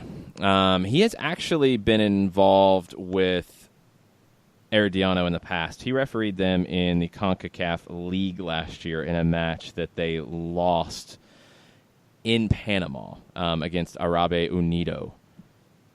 Hasn't refereed Atlanta United. He works out of the Jamaican Premier League, works steadily there, but he has been involved in a lot of CONCACAF matches. This match tonight could get very CONCACAF-y, John, as the pressure mounts, as things happen. We saw it last night with Monterrey. Yeah. You know, you're going to see time wasting. You're going to see these things, and Atlanta United just has to expect it and play through it. The way you counteract that is you score goals. It's honestly just that simple. No, completely down with that, and I think that, my gut was going to tell me that it was going to be somewhat CONCACAF-y. Whatever that means in your adjective, in your Webster's, you're gonna have those moments, and I know that the fans are going to completely go just jump on all of those opportunities to encourage balls to be put back in play in a timely fashion, especially. But is the man in the middle of it all not going to be afraid to raise a card to a keeper for time wasting early on? What's the tone? I think that's just as important. What's the tone that he's going to set? Is he going to let play go? Is he going to be tight with the whistle early on? And how going forward, with the consistency of it all. And I think that's the other aspect when it comes to officiating, is that you want consistency, but at the same time, how tight is it going to be called? Is it going to be loose? Is it going to be rough challenges? Are those going to let go? I think all of these aspects when it comes to the gentleman with the whistles and flags, I think that's going to be definitely a part of it too. O'Shane Nation is the referee's name, Jamaican. He's got 2 matches of experience in the CONCACAF League last fall that Herediano won. The match involving Herediano was a 1-0 win for Arabe Unido in Panama. Really nothing in it that stands out to you. He gave 6 yellows in the match, 3 to each side. Typical kind of game. Just looking at some of his recent results, he, in the Jamaican League, he gave 3 yellows in his last match, 2 before that, 7 in a red in the match before that, 4 in a red in the match before that, 4-3, 4-5-4. I mean, pretty normal. Maybe a little card happy, so that's something to keep in mind. Yeah. Other matches he's been involved in, and one from a U.S. perspective, he was in the middle for U.S. and Costa Rica U20s at the CONCACAF Championship back in November. It was a 4-0 win for the U.S. Kind of a dominant performance and a lot of early goals, so not a typical match to look at, but even there he still gave 6 yellows. So could see a good number of cards in this one as he controls it. My guess, without having seen his work, is due to the number of yellows he gives, he's got called a little tight. And I think that helps Atlanta United. I really do. Yeah. In this case where you're chasing it, to call it tight, I think will help Atlanta.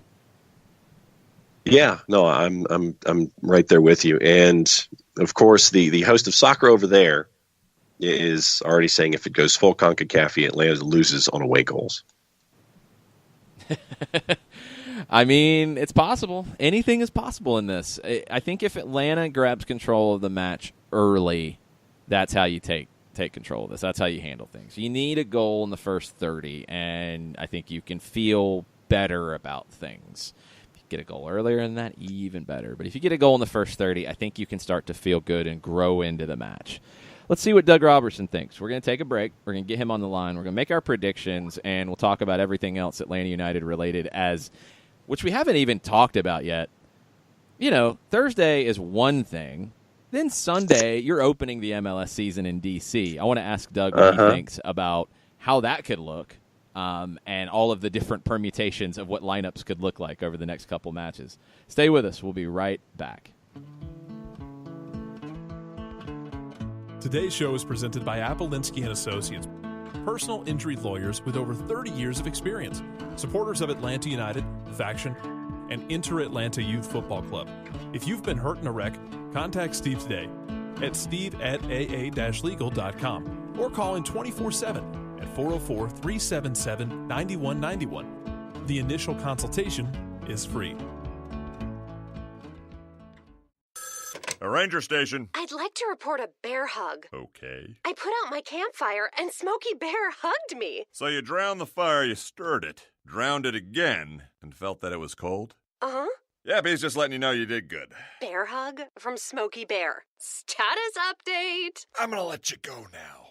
There are many ways to start a fire, but one sure way to put it out. Learn how you can do your part at SmokeyBear.com. Sponsored by the U.S. Forest Service Ad Council and your state forester. We know that every driver is different, and a one-size policy does not fit all. That's why Country Financial offers a variety of discounts, so you get the coverage you need and the savings you deserve. From good driver to good student, multi-policy to multi-car, we've got a discount to suit every driver. Call Jason Wright at 678-568-6871 today to see what you could save. On Facebook at Jason Wright Agency or by phone at 678-568-6871. Discounts vary by state. Policies issued by Country Mutual Insurance Company, Country Preferred Insurance Company, or Country Casualty Insurance Company, Bloomington, Illinois. Every hiring manager knows that a company is only as good as the people it's made from. So where do you find the best people? That may surprise you. Meet the grads of life. Young adults of unique determination and experience. An ideal fit for your company in an entry-level position, internship, or even mentorship. They might not have every qualification you typically look for, but they're exactly who your company needs. This is talent worth knowing about. Go to gradsoflife.org to learn how to find, cultivate, and train this great pool of untapped talent. Brought to you by the Ad Council and gradsoflife.org.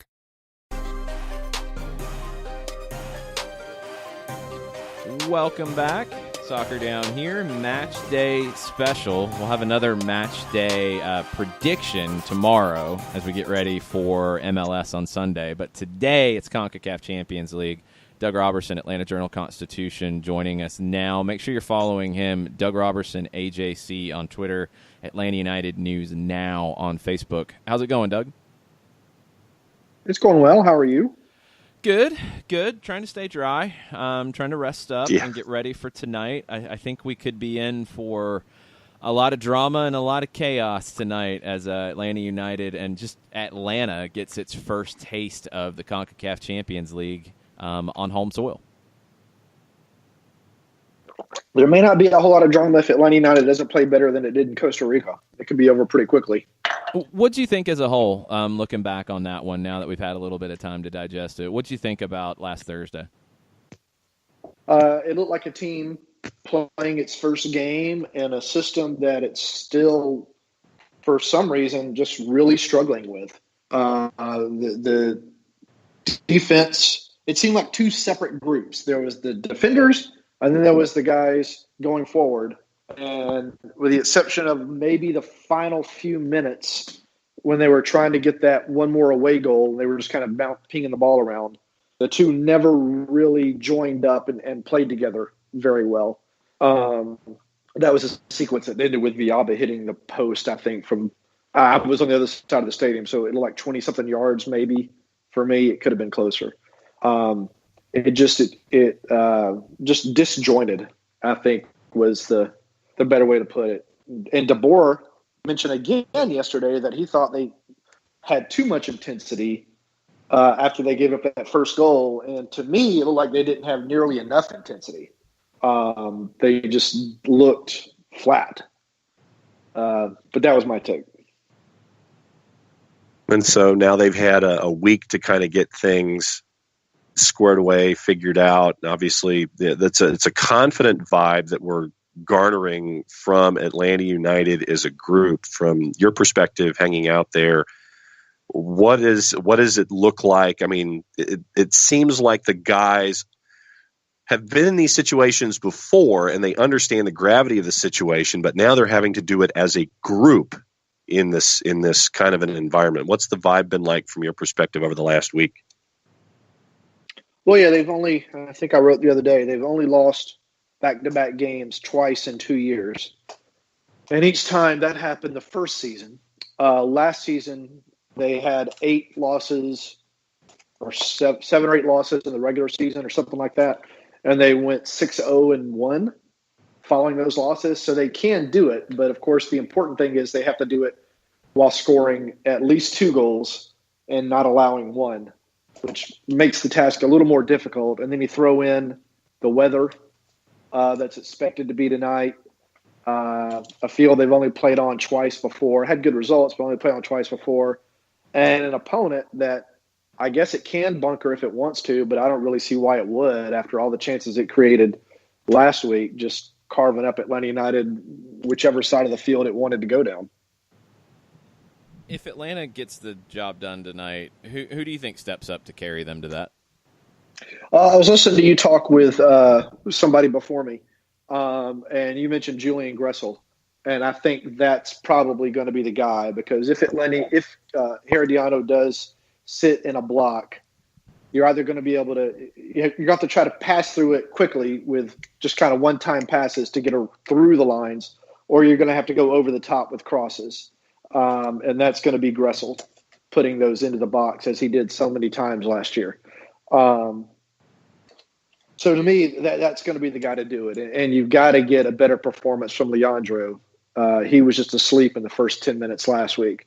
So if he comes in and shows that he's going to be that kind of physical rock, and you got Gressel getting forward and delivering crosses in to try to create some chances, I think it's going to be those two guys.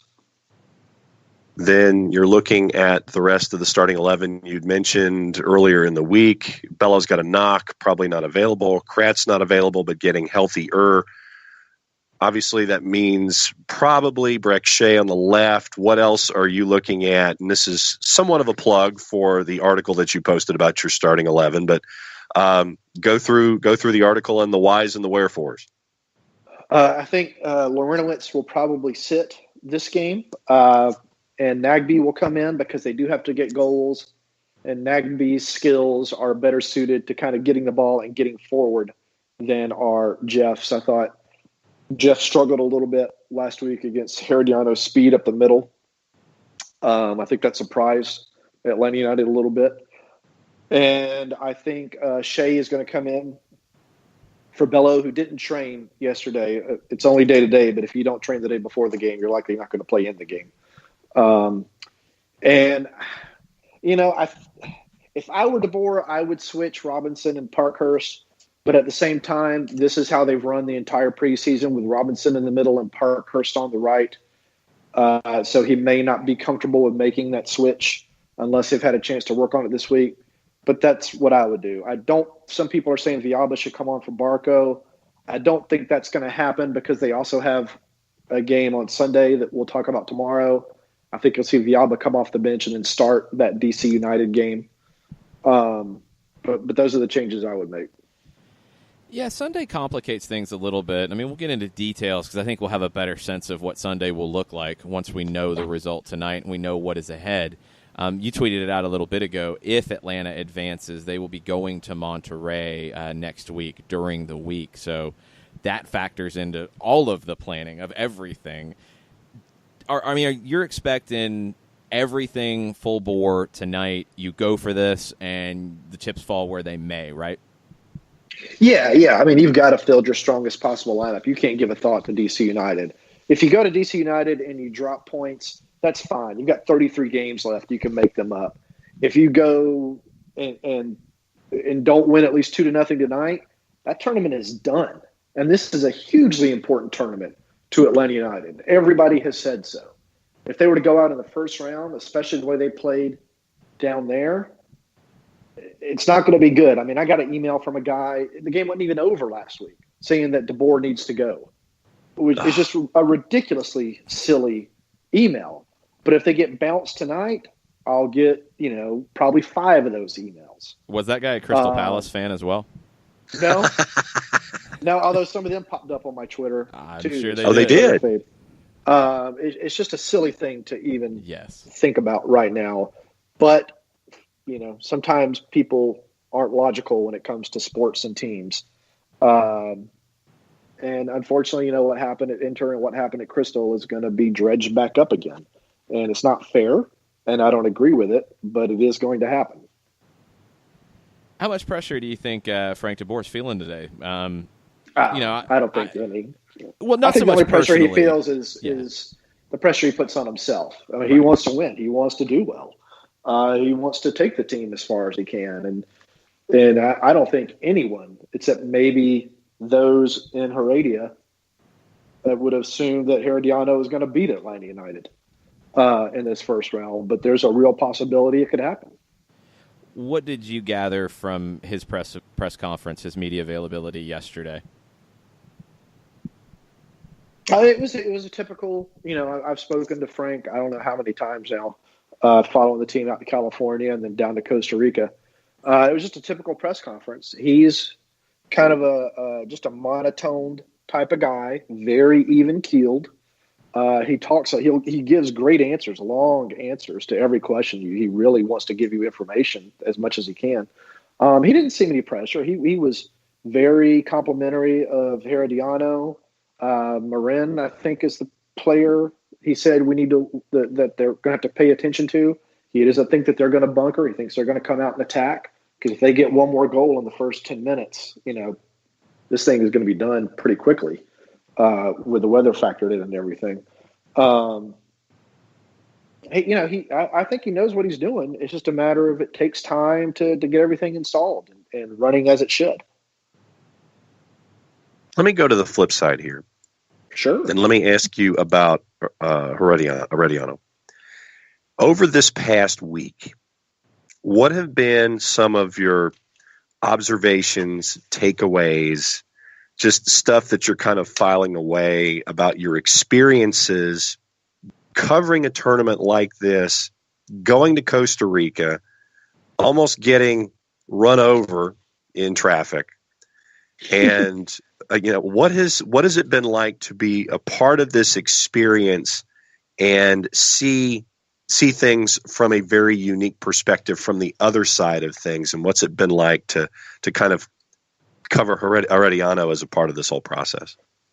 Well, I was talking with Brad yesterday for a 5 questions thing that's going to be a part of the season preview that's going to appear in the Sunday's paper, and I prefaced the interview with I owe you an apology, and I'll apologize at the end of the interview because I've been one of those guys that has complained and moaned about the U.S. men's national team going to these Central American countries and not getting results, kind of just dismissing conditions and all the other factors that can affect a game.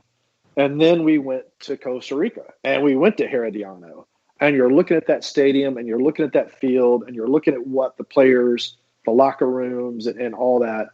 And it's a totally different thing than what you see in MLS. And I would imagine, the middle to high leagues in Europe. It's a little mind-boggling. But I can see why it affects the players. I mean, especially the turf. That turf in Costa Rica was just god-awful bad. They couldn't complete passes. First touches were hard. You couldn't make turns. Herediano was used to it, and Atlanta United obviously was not. I'm curious how this rain tonight is going to affect the field at Kennesaw State. It looked like it was in great condition yesterday, but it could be either really, really slow or really, really fast, depending upon how it drains. I think the faster it is, the better that helps Atlanta United. But anyway, it was a fun experience. I would do it again in a heartbeat. As odd as the stadium was, I would gladly go and cover a game there again. The people were great. The tournament was fun. The crowd was into it. Costa Rica is a beautiful country, but I do have a better appreciation for what U.S. and Mexico and Canada and teams that just aren't used to it experience when they go down there to try to qualify against the national teams.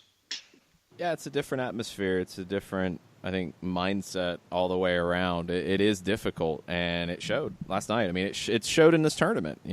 Tigres went to Saprissa and lost. Monterrey went to San Salvador and drew with Alianza and didn't look all that great in doing it. But those two teams took care of business in the second leg.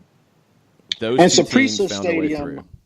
Go ahead. Saprissa Stadium is like the Mercedes-Benz of stadiums in Costa Rica, and Heredia's is like a Class A football team's stadium in Costa Rica. It's a big difference. It's definitely a big difference. I mean, Club America went down there a few years ago and lost 3-0. It happens. Right. They took care of business in the second leg. Right. Yeah. I think it was 5 goals in the first half or something like that. Yeah.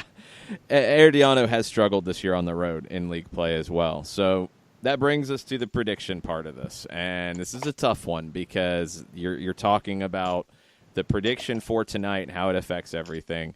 One thing that we're happy to announce this year is that our prediction segments are sponsored by Steve Apolinski, longtime sponsor of the show, sponsors our tailgate shows with the Faction and on match days at Mercedes-Benz Stadium.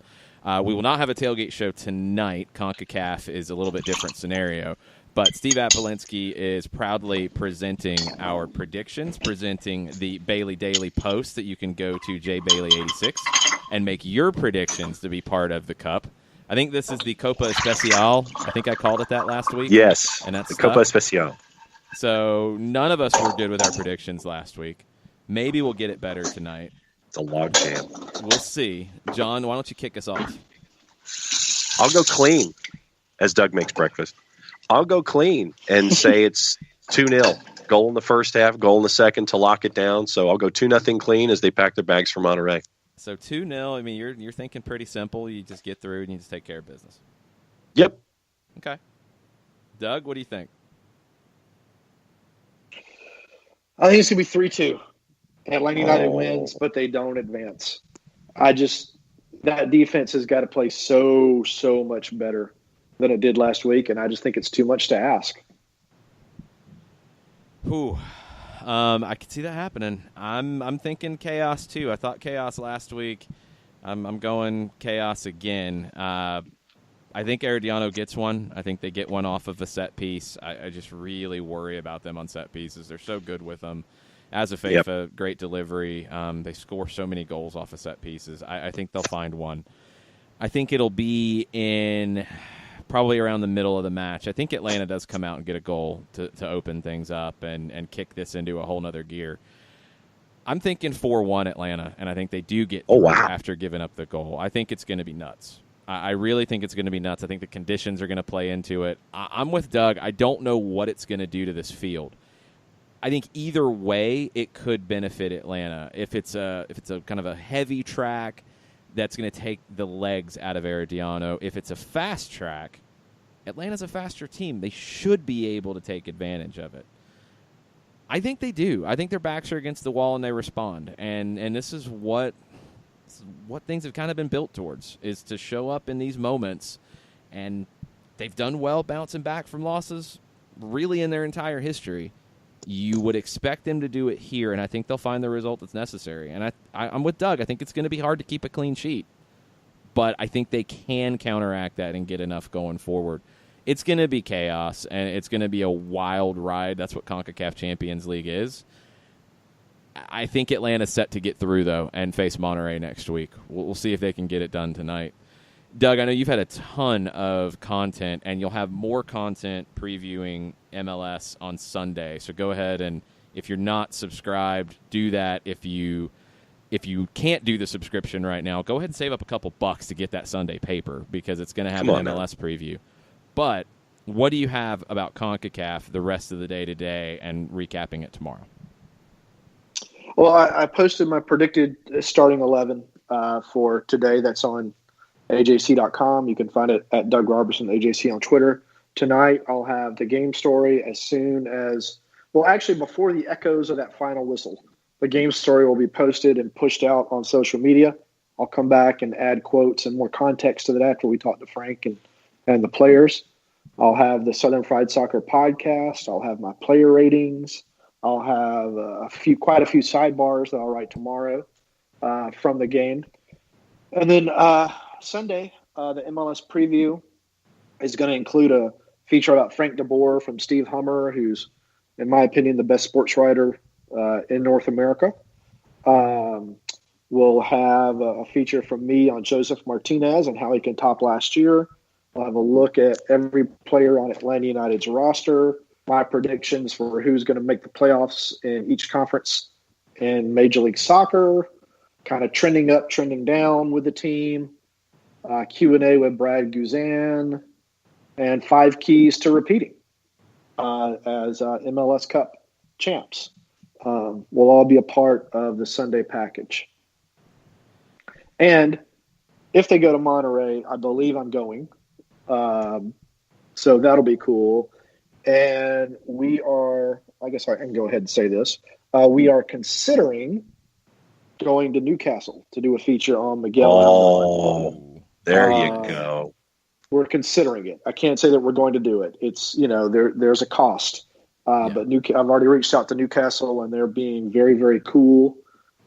So we just got to decide if we want to do it or not. It's one of those, if we get to go, it'll be awesome. If we don't, well, that's okay, because this is just kind of a pie in the sky type of a thing. Right. But as soon as I find out, I'll let everybody know. It would be the Crystal Palace game, April 6th is the one I would go to. Oh, that's strong. So, because that's a weekend that Atlanta United is off. They'll have Champions League during the week, but they're off that weekend.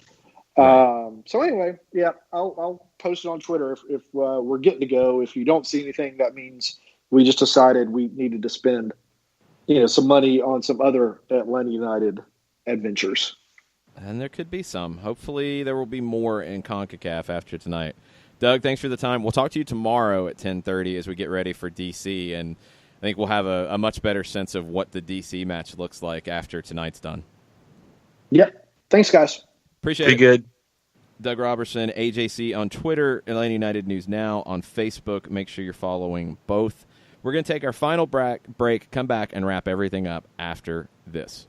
As a business owner, you know that every year brings new challenges and opportunities. The success of your business demands expertise and focus. And Country Financial can help you keep that focus by helping ensure you have the right insurance protection in place to meet your goals. Jason Wright can help you create a customized insurance plan that has coverages designed just for your business. Give Jason a call at 678-568-6871 or reach him on Facebook at Jason Wright Agency. Coverages vary by state. Policies issued by Country Mutual Insurance Company, Bloomington, Illinois. Got issues with youth or high school sports? Positive Coaching Alliance can help. PCA is a national nonprofit working to transform youth and high school sports so that every child has a positive character-building youth sports experience.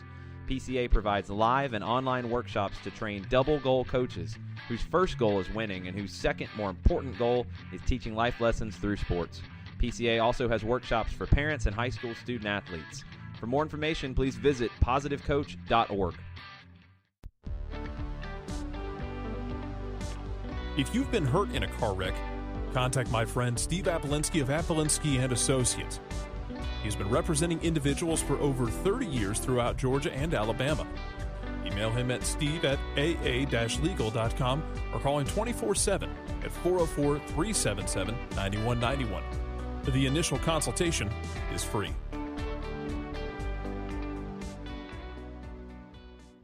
I adopted Bento in 2010 from a shelter.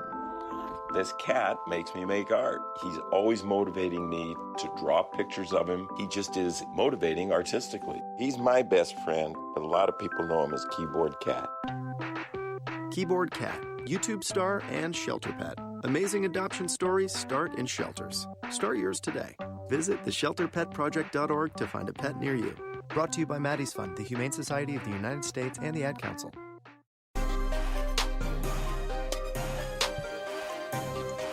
Final segment on a CONCACAF Champions League match. I'm trying to go Conca Champions.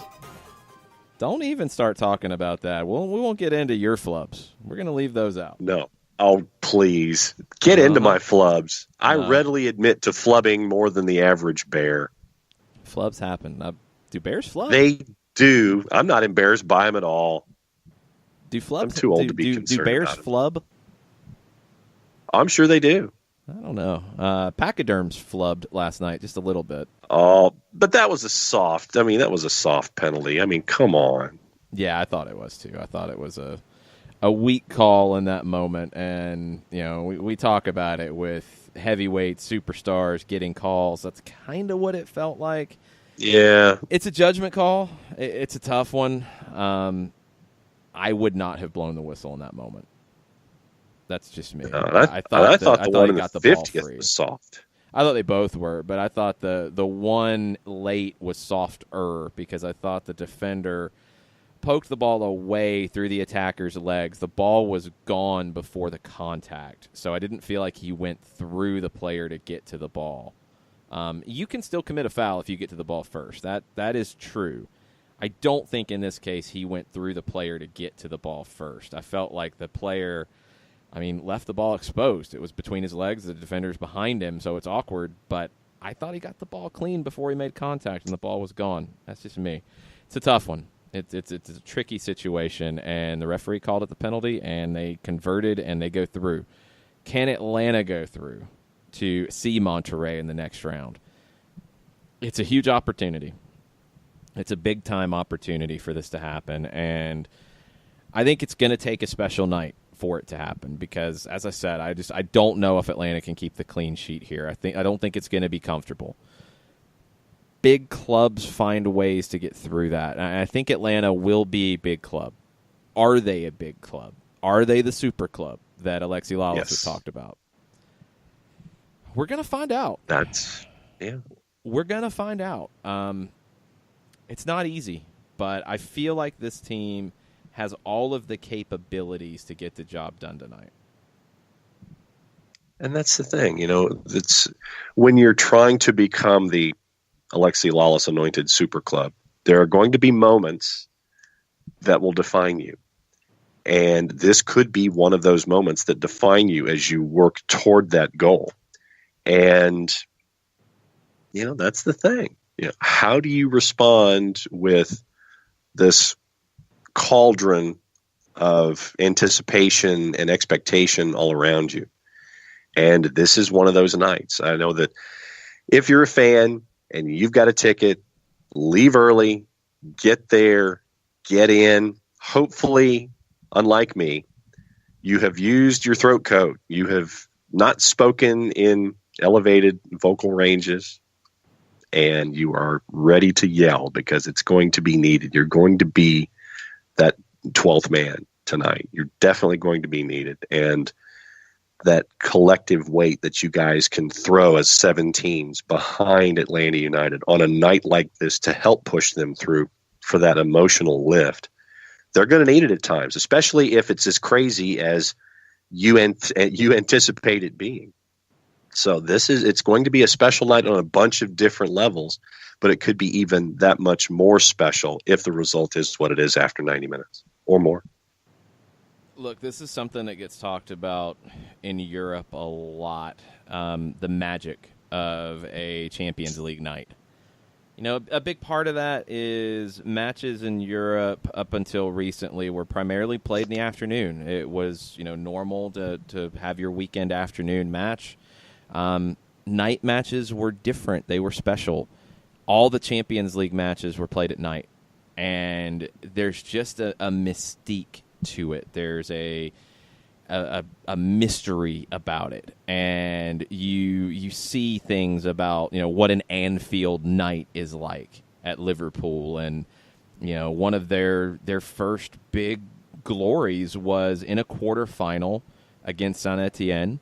And Saint-Etienne got the away goal at Anfield, and Liverpool came back to win. They go through 3-2 on aggregate in 1977, and a lot of that was how raucous the crowd was in spurring the team on. I think that's going to be very important tonight. I know it's not Mercedes-Benz Stadium. I know it's a different situation all the way around, but the crowd will be critical tonight to drive this team forward. They're not in midseason form. They're not playing their best. I think it's unfair to expect them to. You have a new philosophy. You have a new manager. You have some new players. You're in a new situation. You're into your second match competitively. It's difficult. A lot of things going against Atlanta United here. They have the quality, though, to see it through. And they're going to need that lift that they get from the crowd. Every time we talk to Atlanta United players, coaches, staff members, they talk about that lift from the crowd in matches. It's going to be key tonight. I know there's fear going into it. I know there's concern because of the result in the first leg. I'm not of the opinion that Atlanta United was just terrible flat out and they didn't deserve to be on the field last week. I thought Herediano was the better team, but not by a 3-1 scoreline. I think there were individual mistakes that were uncharacteristic that led to that. You don't expect those to be the norm. You don't expect Leandro Gonzalez-Perez to have a header like he did in the 9th minute and turn everything on its head. You don't expect a bad decision by Bello to get caught ball watching, commit the foul, give up the goal on the set piece. You expect Joseph Martinez to convert on a header inside the 18 near the 6. You expect Tito Villalba to put that long shot in. You expect Darlington Nagbe's shot to find the back of the net. It didn't. You're down 3-1. You got a hill to climb. It's not going to be easy. It is doable. This is a team with the quality to do it. Can they dial it up tonight? Can the crowd dial it up to mid-season levels? This is going to be a night that could really go down in Atlanta United history. This is the first Champions League experience in Atlanta. This is the first time this crowd and this team has had their backs against the wall in a Champions League format.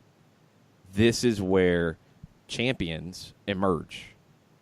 Tonight, I'm expecting to see that. I'm expecting to see a performance for the ages from Atlanta United. I hope they're able to give that at this point in the season and at this point in this type of development under Frank de Boer. New philosophy, new things, new wrinkles. I hope they're ready for it. I think they are. I think they can get this done, and I think it's going to be a night that everybody that's in the building will remember. What you said.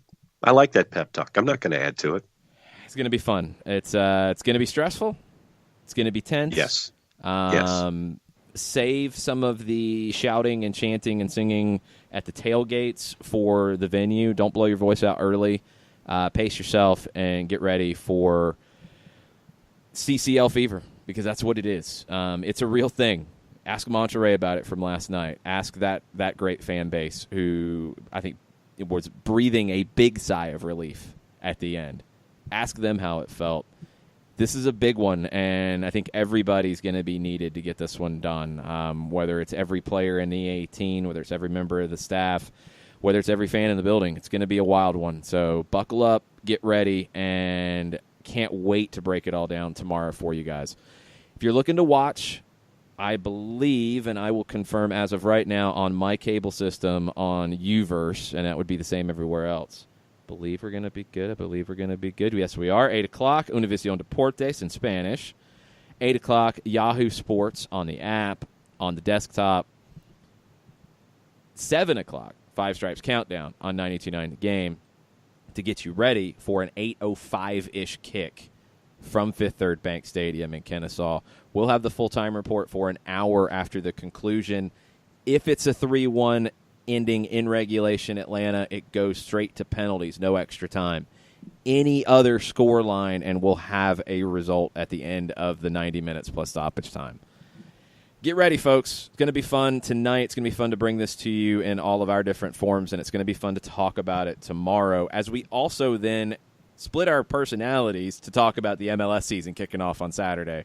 It's Never heard of it. A big one tomorrow, but we'll be back at 9 o'clock on the app, on soccerdownhere.net, on Spreaker. Thank you, everybody, for listening. Hope to see a bunch of you in the building tonight. Mucha plata, y'all. Mucha CCL fever, y'all.